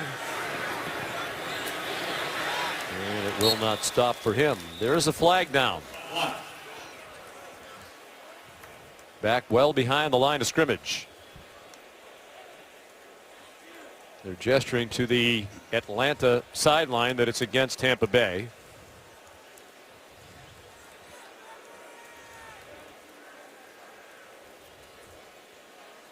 Holding. Offense number 65. Atlanta has elected that 10-yard penalty to be enforced from the succeeding spot. First down. Timeout. Garrison Sanborn called for the penalty. Atlanta on offense for the first time in the second half after this.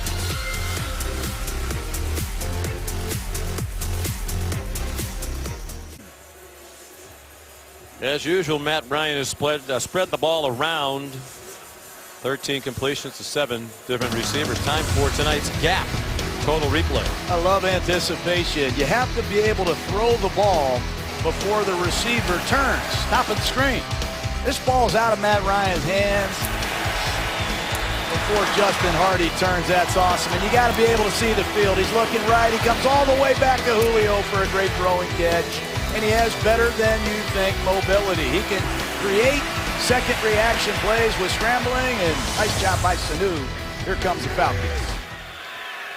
First and 10 from their own 30. Toss back to Freeman. He gets 2. We talked about Ryan's ability to spread the ball around last year. Matt Ryan completed a touchdown pass to 13 different receivers. That is the NFL record within a single season. I like where the Falcons are. This is a tough team. They had to endure one of the worst off seasons in history, losing that 28-3 game against the Patriots in the Super Bowl. They're tired of hearing about it. They've shown some resiliency, and here they are right before Christmas in the thick of things, controlling their destiny. I'd take my chances with Matt Ryan. Movement by the right guard, it seemed. Wes Full start. Schweitzer. Offense number 71. 5-yard penalty.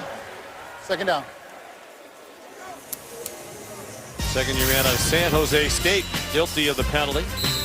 Well, for those of you who might have joined us late, here are the Falcons playoff scenarios. If they win tonight, win at New Orleans and at home against Carolina, they'll win the division.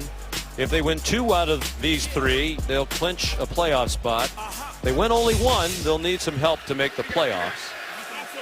And they have to win at least 1 or they will not make the playoffs. 8-5 tonight, same record they had through 13 games a year ago. And they won their last 4, earned the number 2 seed. Ryan got hit as he threw that ball incomplete. I think that's a big deal. Who's going to pick up these blitzes? Tevin Coleman is out of the game. And Coleman is their third down back, and he picks up these blitzes. You're going to see Beckwith come off the left side of the screen in a no-back set.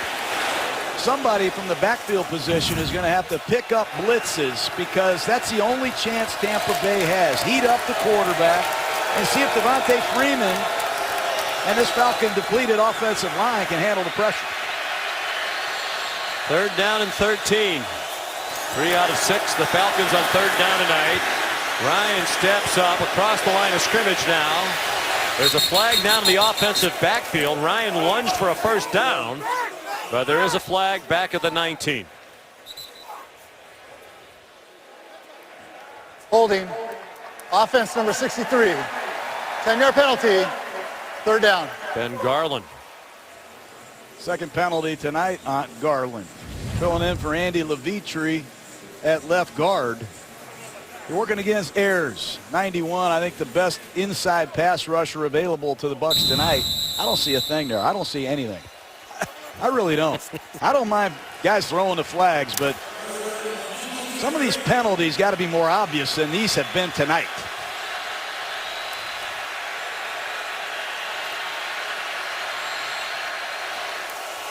Third and 22.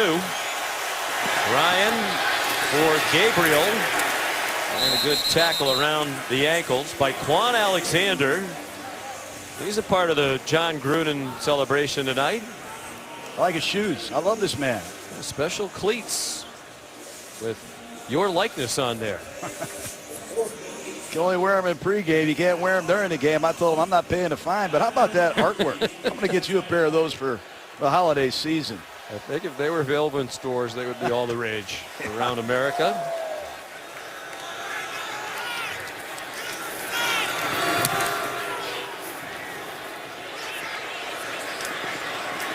Bosch's punt fielded by Adam Humphries. Walking the tightrope and finally couldn't stay inbounds, but good field position to start this drive for the Bucs. Duke Riley, the tackle for Atlanta. ESPN's Monday Night Football is brought to you by Taco Bell, where you can experience the power of $1. Falcons and Buccaneers. A number of players participating in recent events, spreading holiday cheer, giving back to their communities. Falcon players recently. Apparently, Children's Healthcare of Atlanta. Mike Evans of the Bucs and his wife had a big Christmas party here at One Buccaneer Place. Here's Peyton Barber across midfield. Best starting field position of the night for Tampa Bay, their own 46. Well, they moved the ball 11 plays, 87 yards inside the 5, and Peyton Barber fumbled the football. That's really a huge story in this game. Tampa Bay, give them credit. They have lost a number of players coming into the game. Gerald McCoy, Levante David, and now a host of players have exited the game, but they're still knocking on the door, hanging around. Sean Jackson not on the field, told battling an ankle injury. His return is doubtful. Barber has the first down, spun down at the 42-yard line of the Falcons. Boy, the Falcons look a lot like the Seattle Seahawks structurally, the way they play this 3-deep, 4-under zone, and they rely on tackling in space. Some of these check downs are a gain of 3, a gain of 5, but you need men like Deion Jones to make those space tackles. There's Dan Quinn, a couple of stints in Seattle. The 2 seasons prior to being the Atlanta head coach, he was the defensive coordinator for the Seahawks. Brought a lot of those principles here. Winston, nice job to avoid the blitzing Keanu Neal.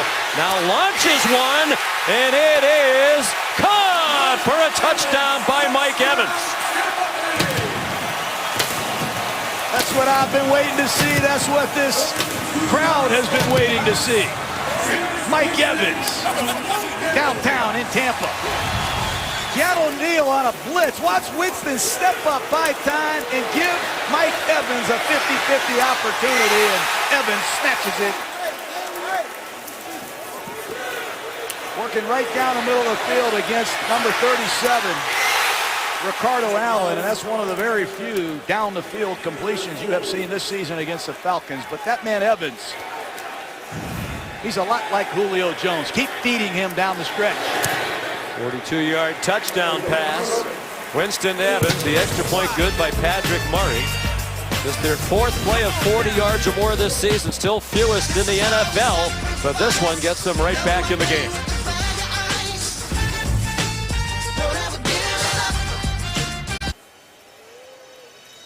Well, we mentioned when we spoke with Jameis Winston on Saturday, he said he needs to do a better job of targeting Mike Evans. Last year, 11 times per game.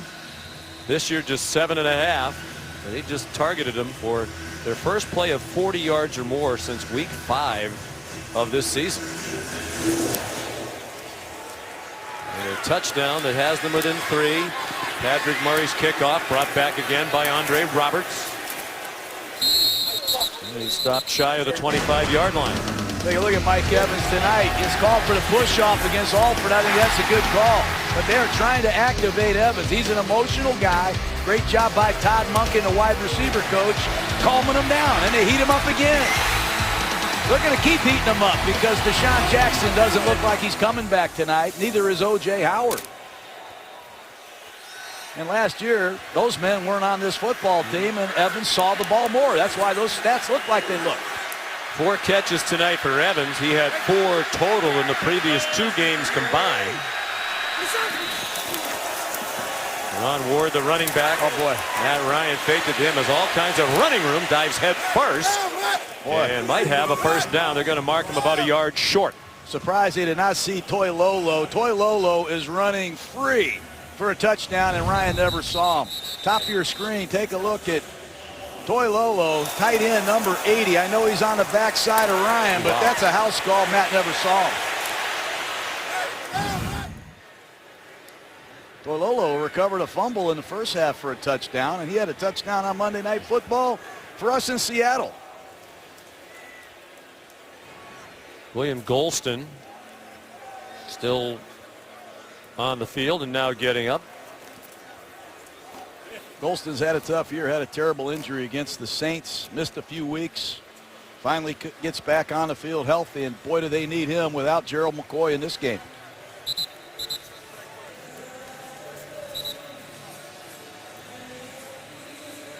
Surprised Matt Ryan has not come back to the no-huddle offense. The Buccaneers missing players, to say the least, on defense. I would be surprised if we don't see more up-tempo offense if they get this first down here on second and short.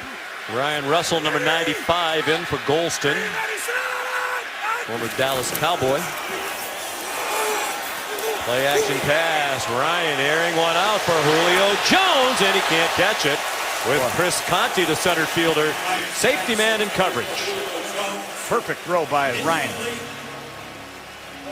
I don't know if Julio lost it in the lights, misjudged it. I thought he dropped the football. This ball's dropped in there perfectly. That's what they love. Get Julio up against your safeties and let him go to work. Great throw by Ryan.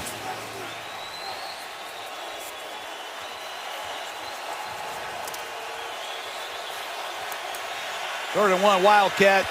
Sanu threw a 50-yard touchdown pass against Tampa in this formation 3 weeks ago.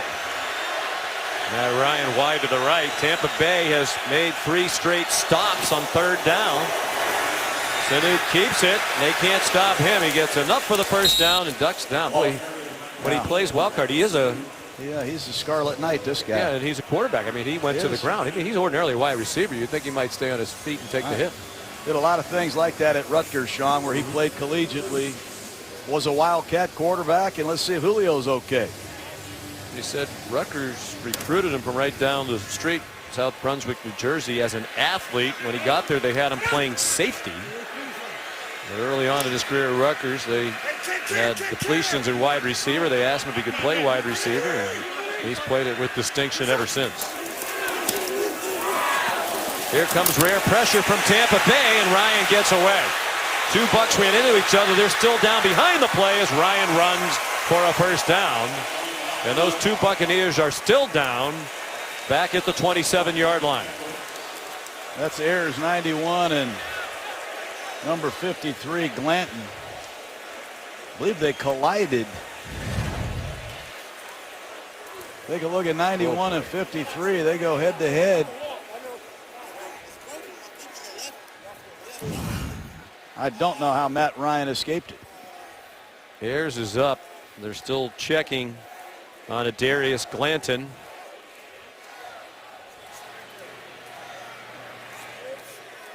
They're running out of players on the Tampa Bay side. Back in Tampa, they put a brace around Darius Glanton's left leg and will cart him off the field. Got the start tonight with their leading tackler, Levante David, out with a hamstring injury. They're just running out of people. They Sure are. activated number 49, Riley Bulla, off their practice squad. We may see Bulla at some point, but Kendall Beckwith, number 51, most likely will fill in for Glanton. But you see 53, Glanton. Watch his lower left leg. Boy. Not good. Ryan ran for a first down. 6.5 to go, third quarter. And here's Freeman. Woo. He just ran over the safety, Chris Conti, at the end of a 9-yard run. Tell you something. You are a young running back. Get some tape of Devontae Freeman. Watch the collision between he and Conti.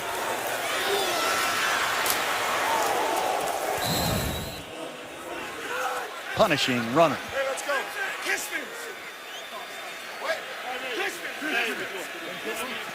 A lot of code words, a lot of check with me, a lot of audibles from Ryan as he surveys the Bucs. Stick with Freeman, and that time he could not get away. Stopped short of the first down. Quan Alexander leading the way for the Buccaneers. Short yardage. I thought the last time Atlanta got a little cute with their play selection. Here's Quan Alexander, number 58.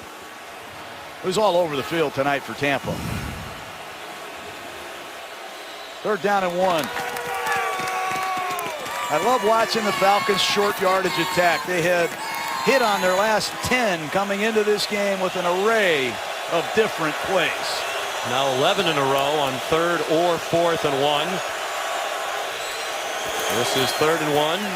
It's Freeman, and they converted on 12 straight. First down to the 40-yard line.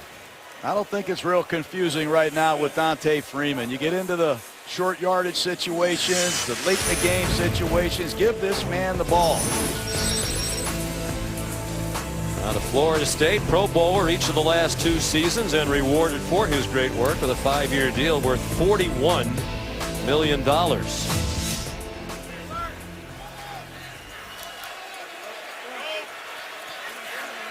He didn't play in the first meeting with Tampa Bay at the end of November. Sat out with a concussion.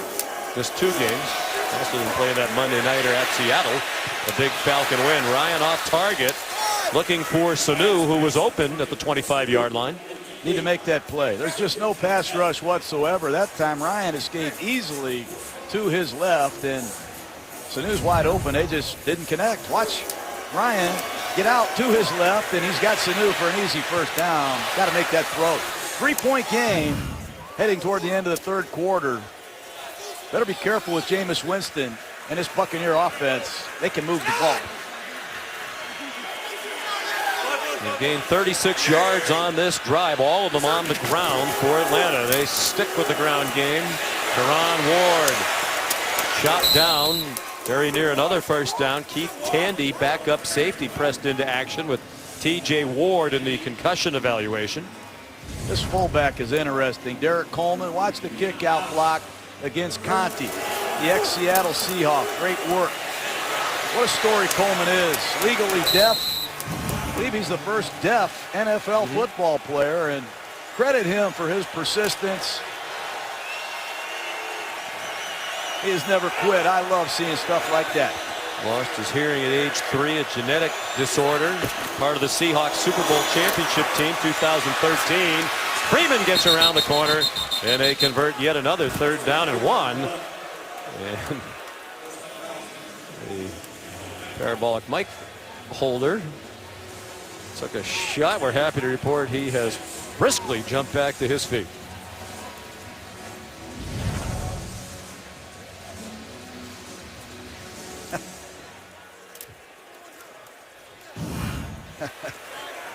So he's okay. Had to get on Freeman about that. I thought he could have avoided that. Give the mic holder a lot of credit. He tried to stay on his feet several steps before he finally succumbed to gravity. Freeman runs over defenders, microphone holders. That one is good for a 3-yard gain. They are in field goal range with 3 minutes to go in the 3rd quarter. And if you're Quan Alexander, the middle linebacker of the Buccaneers, you're listening right now to Mike Smith, your defensive coordinator. He's probably telling him, hey, you're limited with who's around you. You got a lot of guys that need your help. I know you're tired. I know you got to deal with Freeman, but you got to communicate clearly. I credit Quan Alexander with a great performance tonight with a host of new Buccaneer teammates.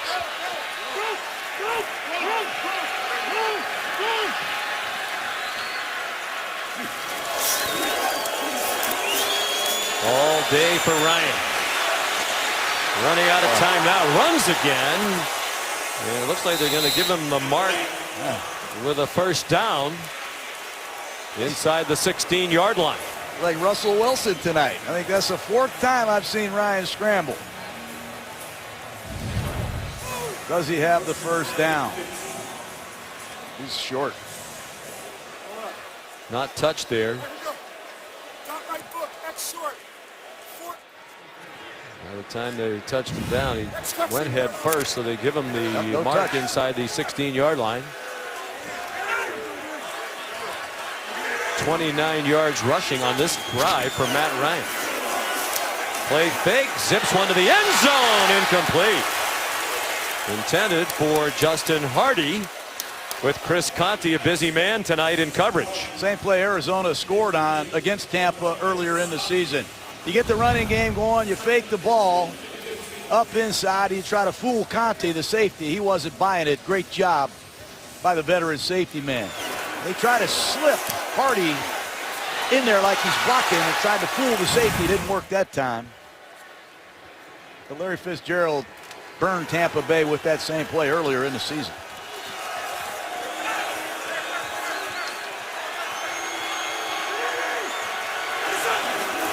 Minute and a half to go, third quarter. Ryan throws toward the end zone again for Julio Jones, incomplete. Ryan Smith had the coverage. A surprising call. It's a maximum protection. It's a two-man route. Looks like Atlanta's expecting blitz. This is just a four-man rush. And I'm surprised they made that throw. Number 29 once again, Ryan Smith in good coverage position. He got hurt again. Might have gotten away with a little premature shove in the back. Smith, who limped off earlier in the game, has hobbled to the sideline again. Buccaneers, can they get a stop? They have a man running off late. They've had trouble having the right number of men on the field on defense on 3rd and 10. Hardy was open. And the pass, a sinker that's incomplete. Sometimes these Falcons, they look so good and then they don't make the routine plays you're normally used to them seeing. Tampa Bay blows the coverage. There's no one near Hardy, and this ball came out early and Ryan just misfired.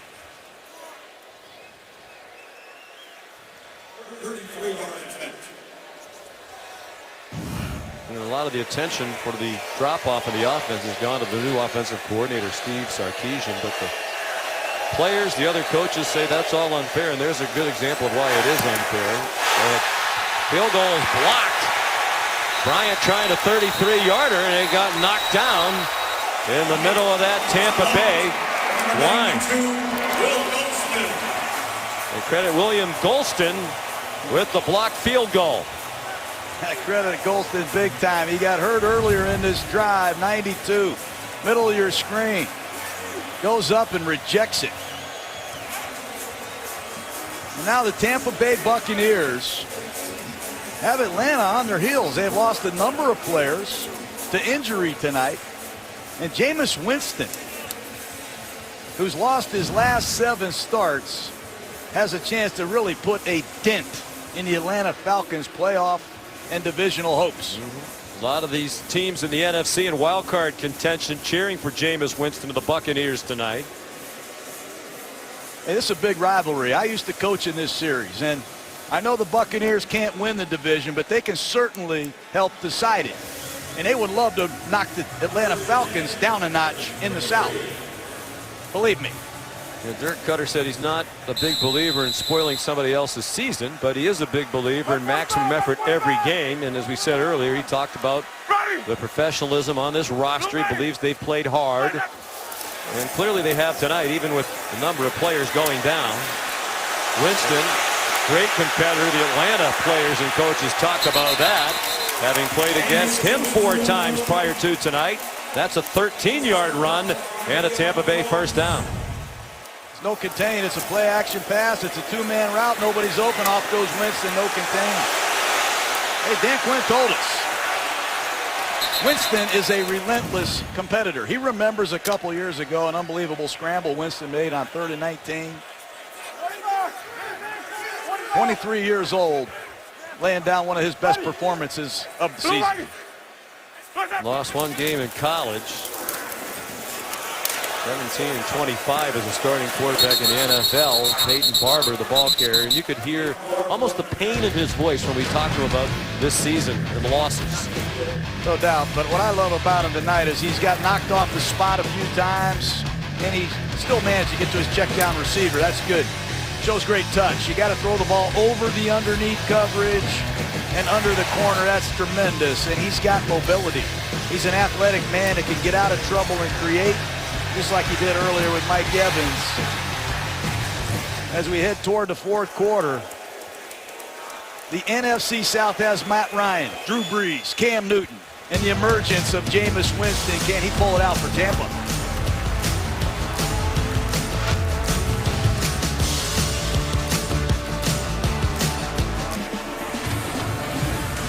Monday Night Football from Tampa Bay onto the fourth quarter. Jameis Winston, 16 out of 18 tonight. That's 89%. The Buccaneers' single game completion percentage record is 88% by Vinny Testaverde back in 1992. They went 22 for 25 a game against Green Bay, so Jameis could top that tonight. Man. He's on target. Boy, another excellent throw. And a catch made by Cameron Brate for a Buccaneer first down.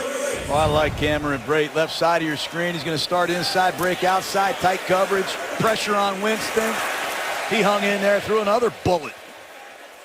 I don't know what Jameis Winston's numbers are tonight on play action, but they are hurting Atlanta with these first down play action passes. 7 for 7. Jeez. Ask and you shall receive, especially in your night. You go in the Ring of Honor, all your questions answered immediately. Humphreys the catch. Brian Poole the tackle, and then a couple of the players separated. I like Humphreys. He's an unheralded receiver here. He makes yardage after the catch. This is how the Bucs looked last year when Deshaun Jackson and O.J. Howard were not here. I saw a lot of Cameron Brate, a lot more of Mike Evans, and Humphreys is a good receiver.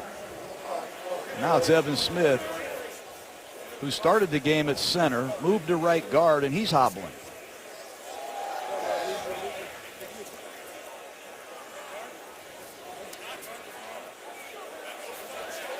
And he comes off. Looks like he's all right.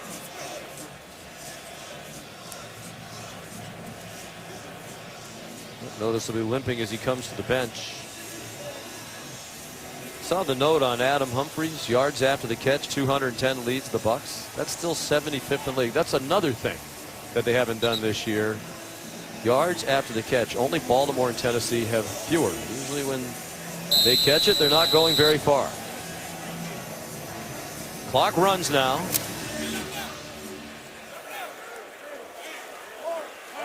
$14 minutes to go.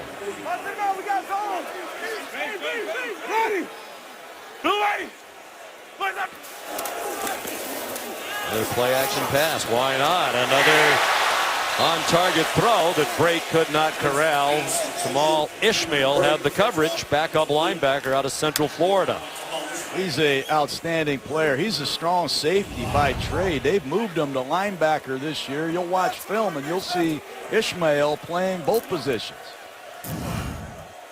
Third down and 9. Beasley at the top of the screen. Got home last time against Caleb Benenoch. They need some pass rush here in this no-back set.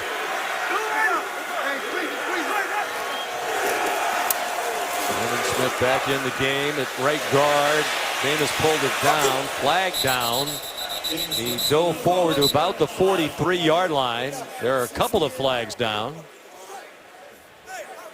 One in the defensive backfield, one near where Jameis went down.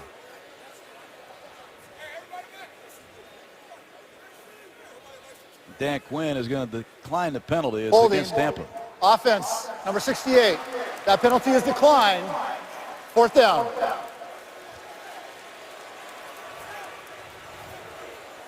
Got to be leery of the fake here. Be leery of the fake. Apparently both flags were the same infraction.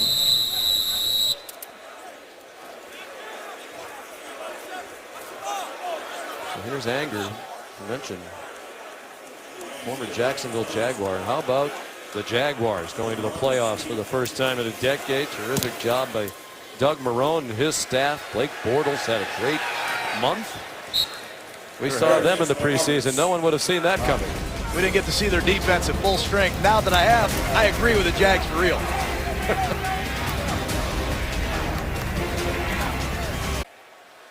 Well, we're back in Tampa on this special night. Coach Gruden going into the Tampa Bay Buccaneers Ring of Honor. We saw earlier the cleats that Quan Alexander wore in the pregame in your honor.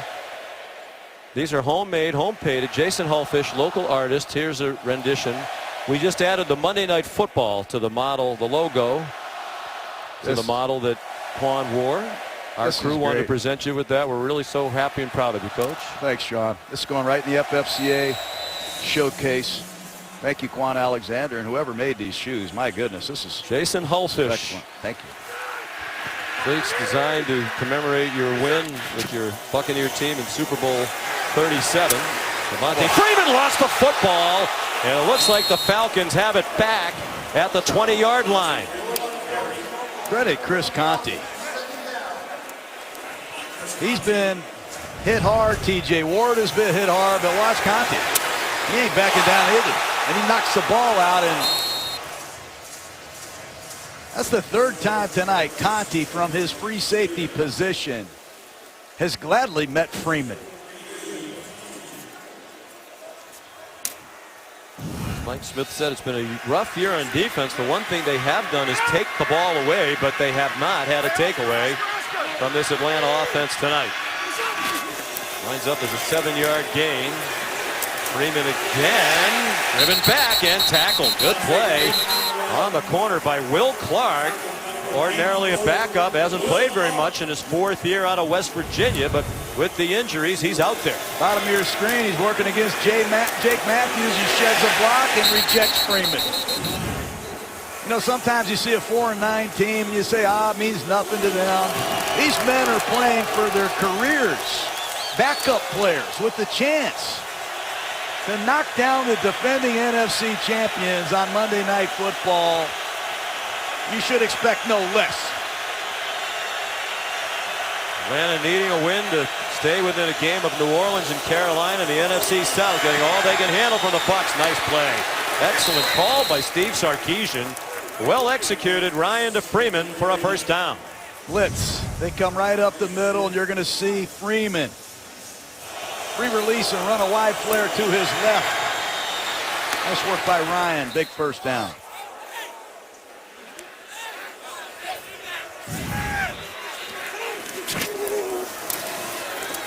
Play fake to Ward. Austin Hooper, the tight end, to the 38. Gain of 7 on first down. There's Steve Sarkisian in his first season as offensive coordinator. Well, I give him credit. He's had 13 weeks now to learn this offense. He knows what to call. He knows when to call it. He knows why he's calling it, and he knows who to get the ball to. They just got to do a better job on the grass, making plays. Something they're famous for. Going up tempo here. Ward lowers the boom as he crosses the 45-yard line. Chris Conte will earn his shower tonight. I think Tampa Bay's getting tired on the defensive line. We'll try to find out how many snaps each of these men have played. But this ground game of the Falcons taking a toll on the Bucs up front. All 3 of those names on your screen, ordinarily backups for Tampa Bay.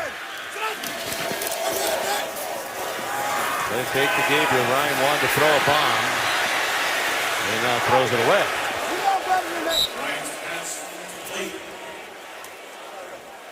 A lot of trickery there. Did not work, but out of the 56 snaps in tonight's game, you see how many plays Clinton McDonald has played. Robert Ayers and Chris Baker, 30 snaps. It's a hot night. If you're sitting at home and it's cold outside, it's not cold here. And they just brought in some reinforcements. Deep on the depth chart, Patrick O'Connor, number 79. Have not seen much of him.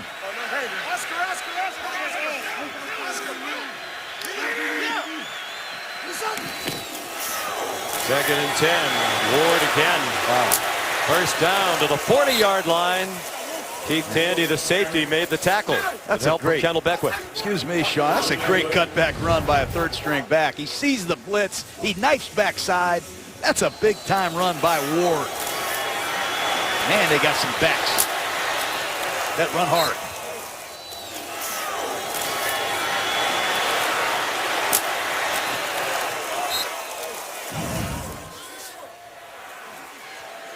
Averaging 6.5 yards per carry tonight. Teron Ward averaged 5 per carry in their win.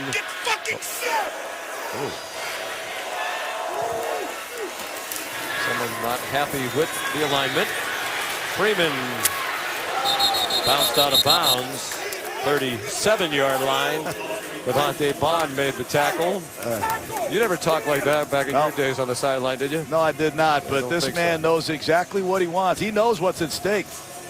Hey, they got to get set. They got to listen clearly, get the calls, get out there and get set. This is a 3-point game. It's the fourth quarter. Your season is on the line. But this man can communicate. He can recognize problems, and man, can he fix them fast.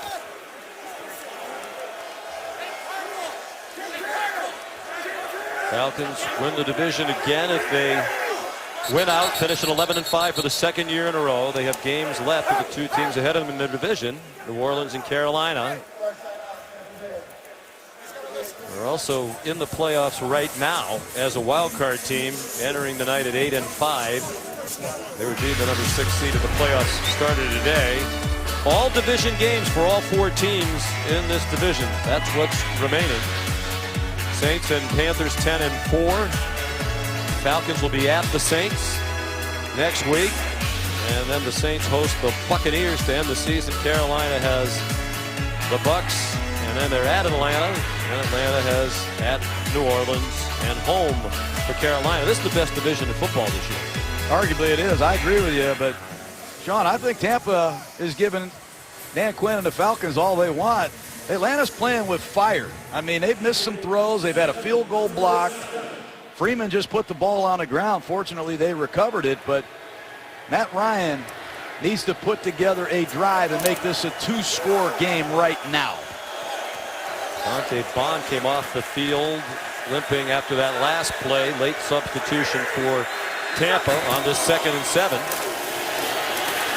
Freeman just runs hard straight ahead on every handoff. He's about 3 yards short of the first down. A big 3rd down upcoming here. I feel like Dan Quinn is calling plays.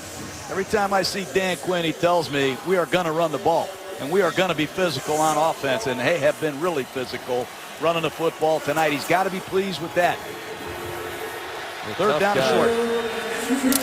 Former defensive lineman and a very good player at Salisbury State, Maryland D3 school, also the alma mater Ravens owner Steve Bisciotti. 3rd down and 2. Freeman already over 150 total yards and much more, and a huge touchdown for Atlanta. Great call by Steve Sarkisian. I call it bunch crunch.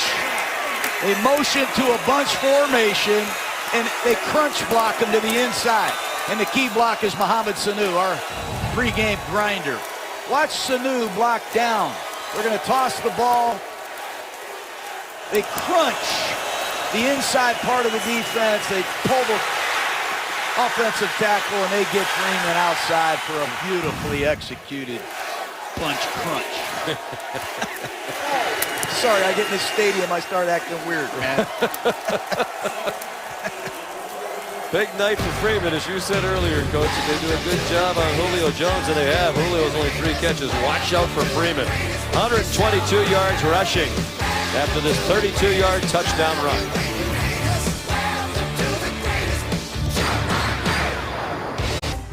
USAA and the NFL pay tribute to our armed forces through the Salute to Service initiative. Deshaun Jackson has spent time visiting the troops at nearby MacDill Air Force Base here in Tampa.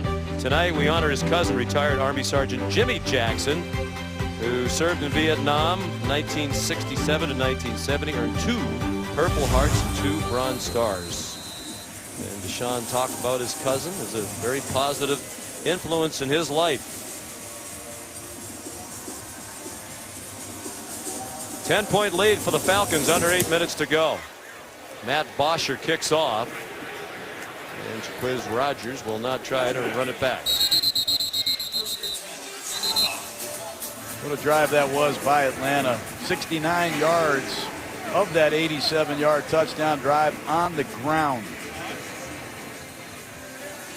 Your offensive line coach, you don't ever mention the offensive linemen or the offensive line coaches, but Chris Morgan, the offensive line coach, what a job he's done with a backup left guard, Ben Garland, and with his run game plan tonight.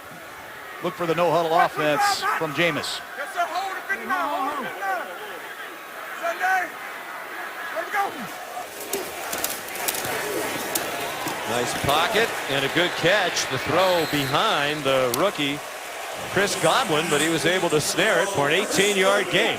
This is a really good draft choice out of Penn State. Came out early. He's got 4.4 speed. He's smart. He can fill in for Evans. He can fill in for Deshaun Jackson, and I think he's got a really bright future. And the Tampa Bay coaches agree. 5 catches last week in their loss to Detroit when they killed themselves with 5 turnovers. Turned it over only once tonight, but it was costly in the red zone. Jameis on target, and then the ball comes out. It's an incomplete pass. Godwin could not hang on to that one as Robert Alford knocked it away. That's as good as you can do if you're Jameis Winston. He fixed the protection. He communicates it. He steps up in the pocket and once again throws a perfect pass that's dropped. It's been a disappointing year, but you're a believer in him. Yes, as I am. a quarterback now, who can win big in the league. Sure am, John. I think this guy has a lot of great qualities that are hard to find, hard to coach. Sometimes his biggest enemy is himself. I think he tries too hard, but I appreciate his effort. Time in a 3-man rush, and he's on target, Adam Humphries. And the Buccaneers on the move to the Falcon 43-yard line. Gain of 14. Got to protect the lead if you're the Atlanta Falcons. I know you're tired, but this fourth quarter pass rush has been well talked about since the Super Bowl. You got to end games with your defense. And the pass rushers, they have to deliver. They don't get near Winston. Gets it off quickly to Evans. Ducks down with a 9-yard gain, and they're in field goal range at the very least for Patrick Murray, and that would make it a 1-score game. And I don't think Atlanta's ready for this heat either. Remember, they play in an air-conditioned, souped-up dome. It's nice in there, man. Well, they've had some snow not long ago. Beasley could not get near Jameis, who had his leg grabbed as he got it off for an incomplete pass. Short yardage situation. In checks number 25, Peyton Barber. Barber, who had an earlier fumble at the 5-yard line going in. 226-pound back. He's bigger than Doug Martin, who's suspended for this game. And will they give the ball to Barber in this situation? There's Doug Martin, who's had a really disappointing run here in Tampa the last couple of years. Several off-the-field issues enacted tonight. Violation of team rules. Barber bangs his way to the 27. 7-yard gain and a first down on a 3rd down conversion for the Buccaneers. Hey, Barber's watching Devontae Freeman lower the shoulder. Here comes Peyton Barber, 2nd-year man out of Auburn, grinding for a first down.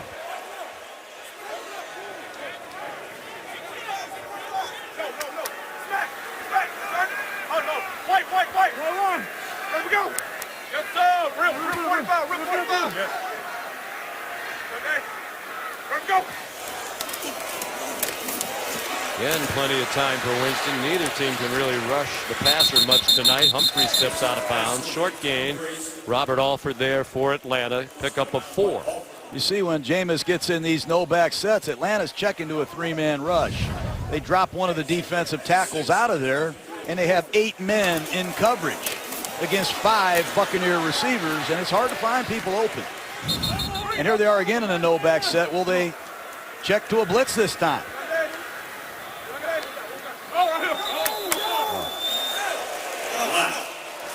Full start. Offense, number 62. 5-yard penalty. 2nd down. It's Evan Smith again, and it's the self-destruction in these long drives. Tampa's had a hard time taking the ball from their own 20 and moving it all the way down the field to get a touchdown. They just have had a hard time with penalties and turnovers, and there's another one on Evan Smith. We're under 5 minutes to go now. White 25. White 25, not. Hey, rip 59. Rip 59. Okay. Jameis on target. The catch made by Brate. Looked like he had enough for the first down before he was taken back by Keanu Neal. And it is a Tampa Bay first down at the 17. Cameron Brate, Harvard. He knows how to get open. And in the red zone, in the last 2 seasons, I don't know how many touchdowns Brate has, but he has as many as any guy in football. And we're looking for Evans. It was incomplete with Alford in coverage. Fresh pass rushers coming in for the Falcons. And you're right, Brate is likely the target for Dirk Cutter as he calls the play. He has 13 red zone touchdowns, to amplify your point, since the start of last season. Only Jordy Nelson and Devontae Adams have more among all receivers. Nelson is 16, Adams 14, both Green Bay Packers. 10th play of the drive for the Buccaneers. Approaching 4 minutes to go. Winston throws on the run, back of the end zone, a touchdown to Adam Humphries. That's not good. That's as good as it gets. Buy time in the pocket, escape to your right, and count on Humphries, a man we talked about earlier, to uncover. That's how a scramble drill looks. And I credit Jameis Winston. Look at a motion in Humphries back to the inside. He just served the ball back to Matt Ryan with 4 minutes left. Nifty drive, 75 yards and 10 plays. Extra point straight down the middle from Patrick Murray. 3-point game. 4:07 to go. Monday Night Football from Tampa.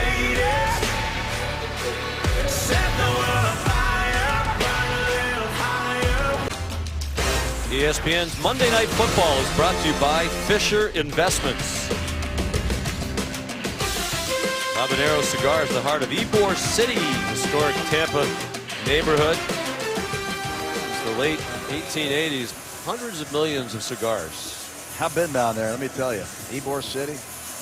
I used to pick him up for John McKay when he was the head coach here. My dad was a running back. He sent me down to Ybor City one time, and that's where I learned how to smoke those things. Coach McKay liked the cigar.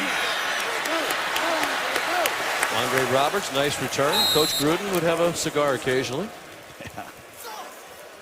Jameis Winston's really impressed me, Sean. I know he has you too, but this is an out route by Humphries. He's running an out route, but he sees Jameis motion him back to the inside, and he recovers beautifully on a scramble drill. Look at Jameis Winston taking charge. Hey, come back inside. I see you. I see something. What a job by Winston tonight. 24 out of 30, 3 touchdown passes. He's kept Tampa in it all night.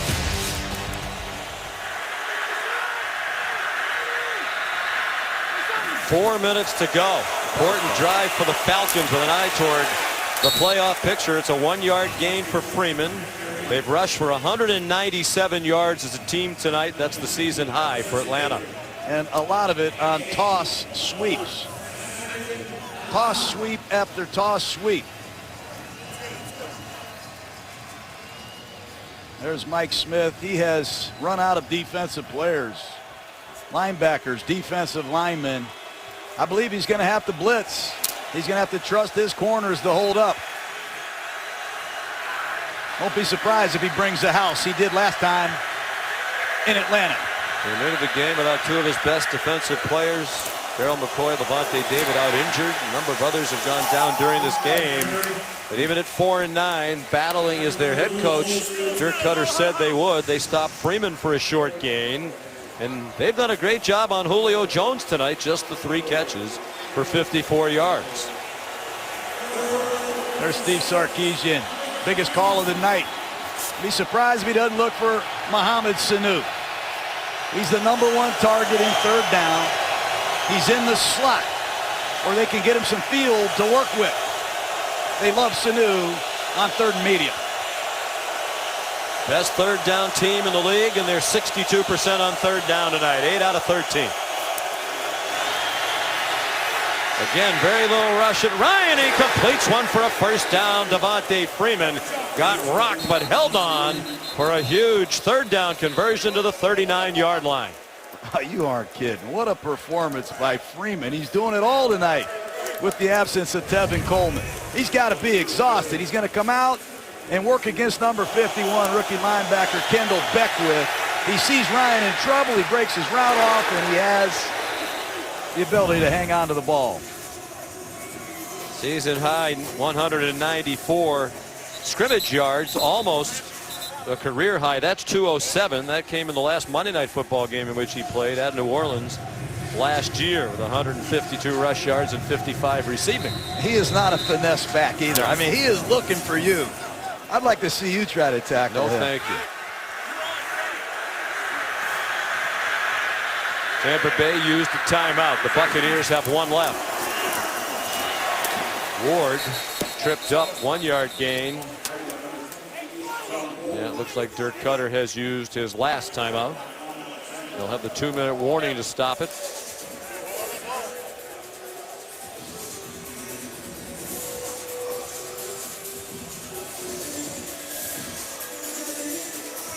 They have done a terrific job, Coach, on Julio. 12 catches, 253 yards receiving. Third time in his career he had 250 or more. No other player in the history of the league has had more than one 250-yard receiving game, but a much different story against this Tampa Bay defense tonight. No doubt about it, and you have to credit Mike Smith, his defensive coaches, and these players because they're doing it shorthanded. But will they give Julio one more opportunity if they don't get the first down on the ground here on second down? He does not have a catch in the second half. Toss sweep to Ward, and he's dropped for a loss. Will Clark, they cannot stop it, so it will stop at the 2-minute warning, and there will be another huge third down. 3rd and 9. 2 minutes to go. 3-point lead for the Falcons on Monday Night Football.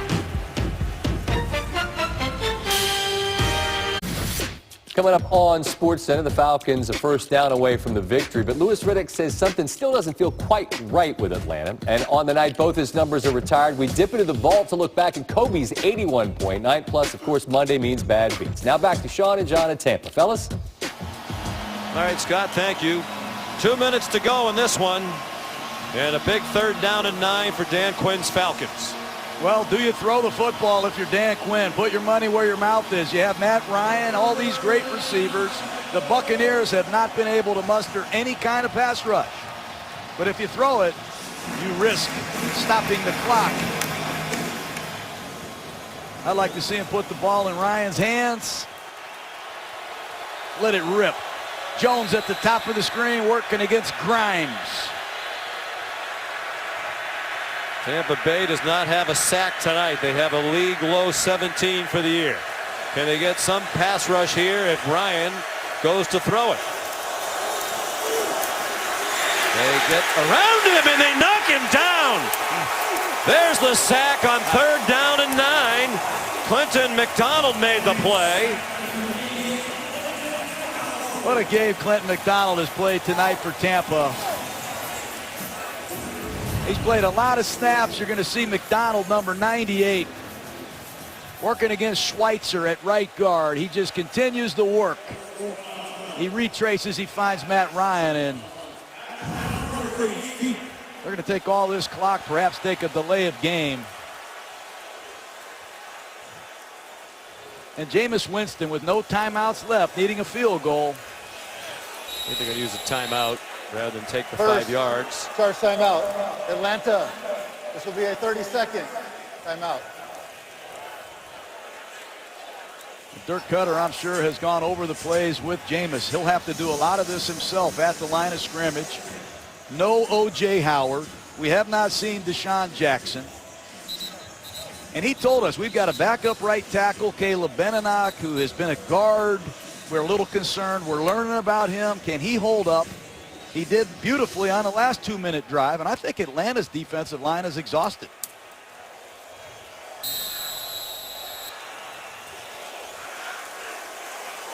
Matt Bosher to punt. Adam Humphries standing back at his own 11-yard line. Good kick. Humphries makes the first 2 men miss. Dances away from a few more. And a good return. Out to the 28-yard line. Exactly 1 minute to go. Here comes Jameis, who's having a big night. 53-yard punt and a nice return of 18. Very nice job by Humphries. You said it, he leads the Buccaneers in yards after the catch. That's usually a trait that these punt returners have. And Jameis Winston executed a beautiful 2-minute drive right down the field on the previous possession. However, this time he's got no timeouts. Got to get the ball to the 40-yard line to have a chance. Career long for Patrick Murray's 55. His long this season's 50. Wind not a factor. There isn't a breath of wind in the stadium tonight. Winston into a crowd and caught. Cameron Brate gets them out to the 42-yard line. 13-yard gain, 50 seconds on the clock running. Nobody near Jameis Winston. He's up and at him. Here he goes. Winston again on target. Freddie Martino, his first catch of the night. Robert Alford dragged him down. Good for 11. They're across midfield, the Atlanta 47. And Jameis got hit that time hard and hung in there nicely. He's going to spike it with the clock running quickly, down to 25 seconds to go. Watch Winston hang in here and throw a strike with Grady Jarrett beating down on him. Winston has showcased some mobility. He showcased some toughness in the pocket. He's made all kind of different throws, and 25 seconds left. They need about 10 yards to have a chance.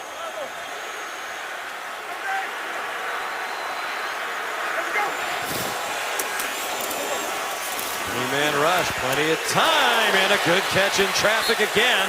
They need to get up quickly. Brate gets them to the 36-yard line. They'll likely be able to at least try a field goal from here. The official goes down. Seconds ticking off, and they clock it, and now Dirk Cutter is going to send the field goal team out. They couldn't spot the ball. Jameis wants to spot the ball. The referee fell down. Perhaps cost them 3 or 4 seconds.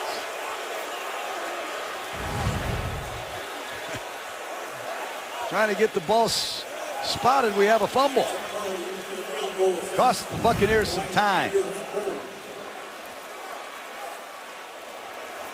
Some confusion on the Tampa Bay sideline. They are going to try a field goal. Play clock running down. Patrick Murray, career long 55-yarder. This is 54 to tie it. It is no good. Wide to the right as time expires. And it's been a season of near misses for the Tampa Bay Buccaneers. Second time on Monday Night Football, the Falcons win because of a last-second desperation field goal just being short. But I credit Dirk Cutter and the Buccaneers for fighting. They gave Atlanta all they wanted tonight. And Atlanta at 9-5. They continue to move on, man. They got some grit. Yeah, that is a big win for them. One more win, and they're guaranteed a spot in the playoffs with Dan Quinn and the Falcons' victory tonight. That knocks out the Green Bay Packers from playoff contention. They've been in the postseason 8 years in a row. GMC postgame on SportsCenter next. John and Lisa, Sean McDonough, good night from Tampa. Here's Scott Van Pelt.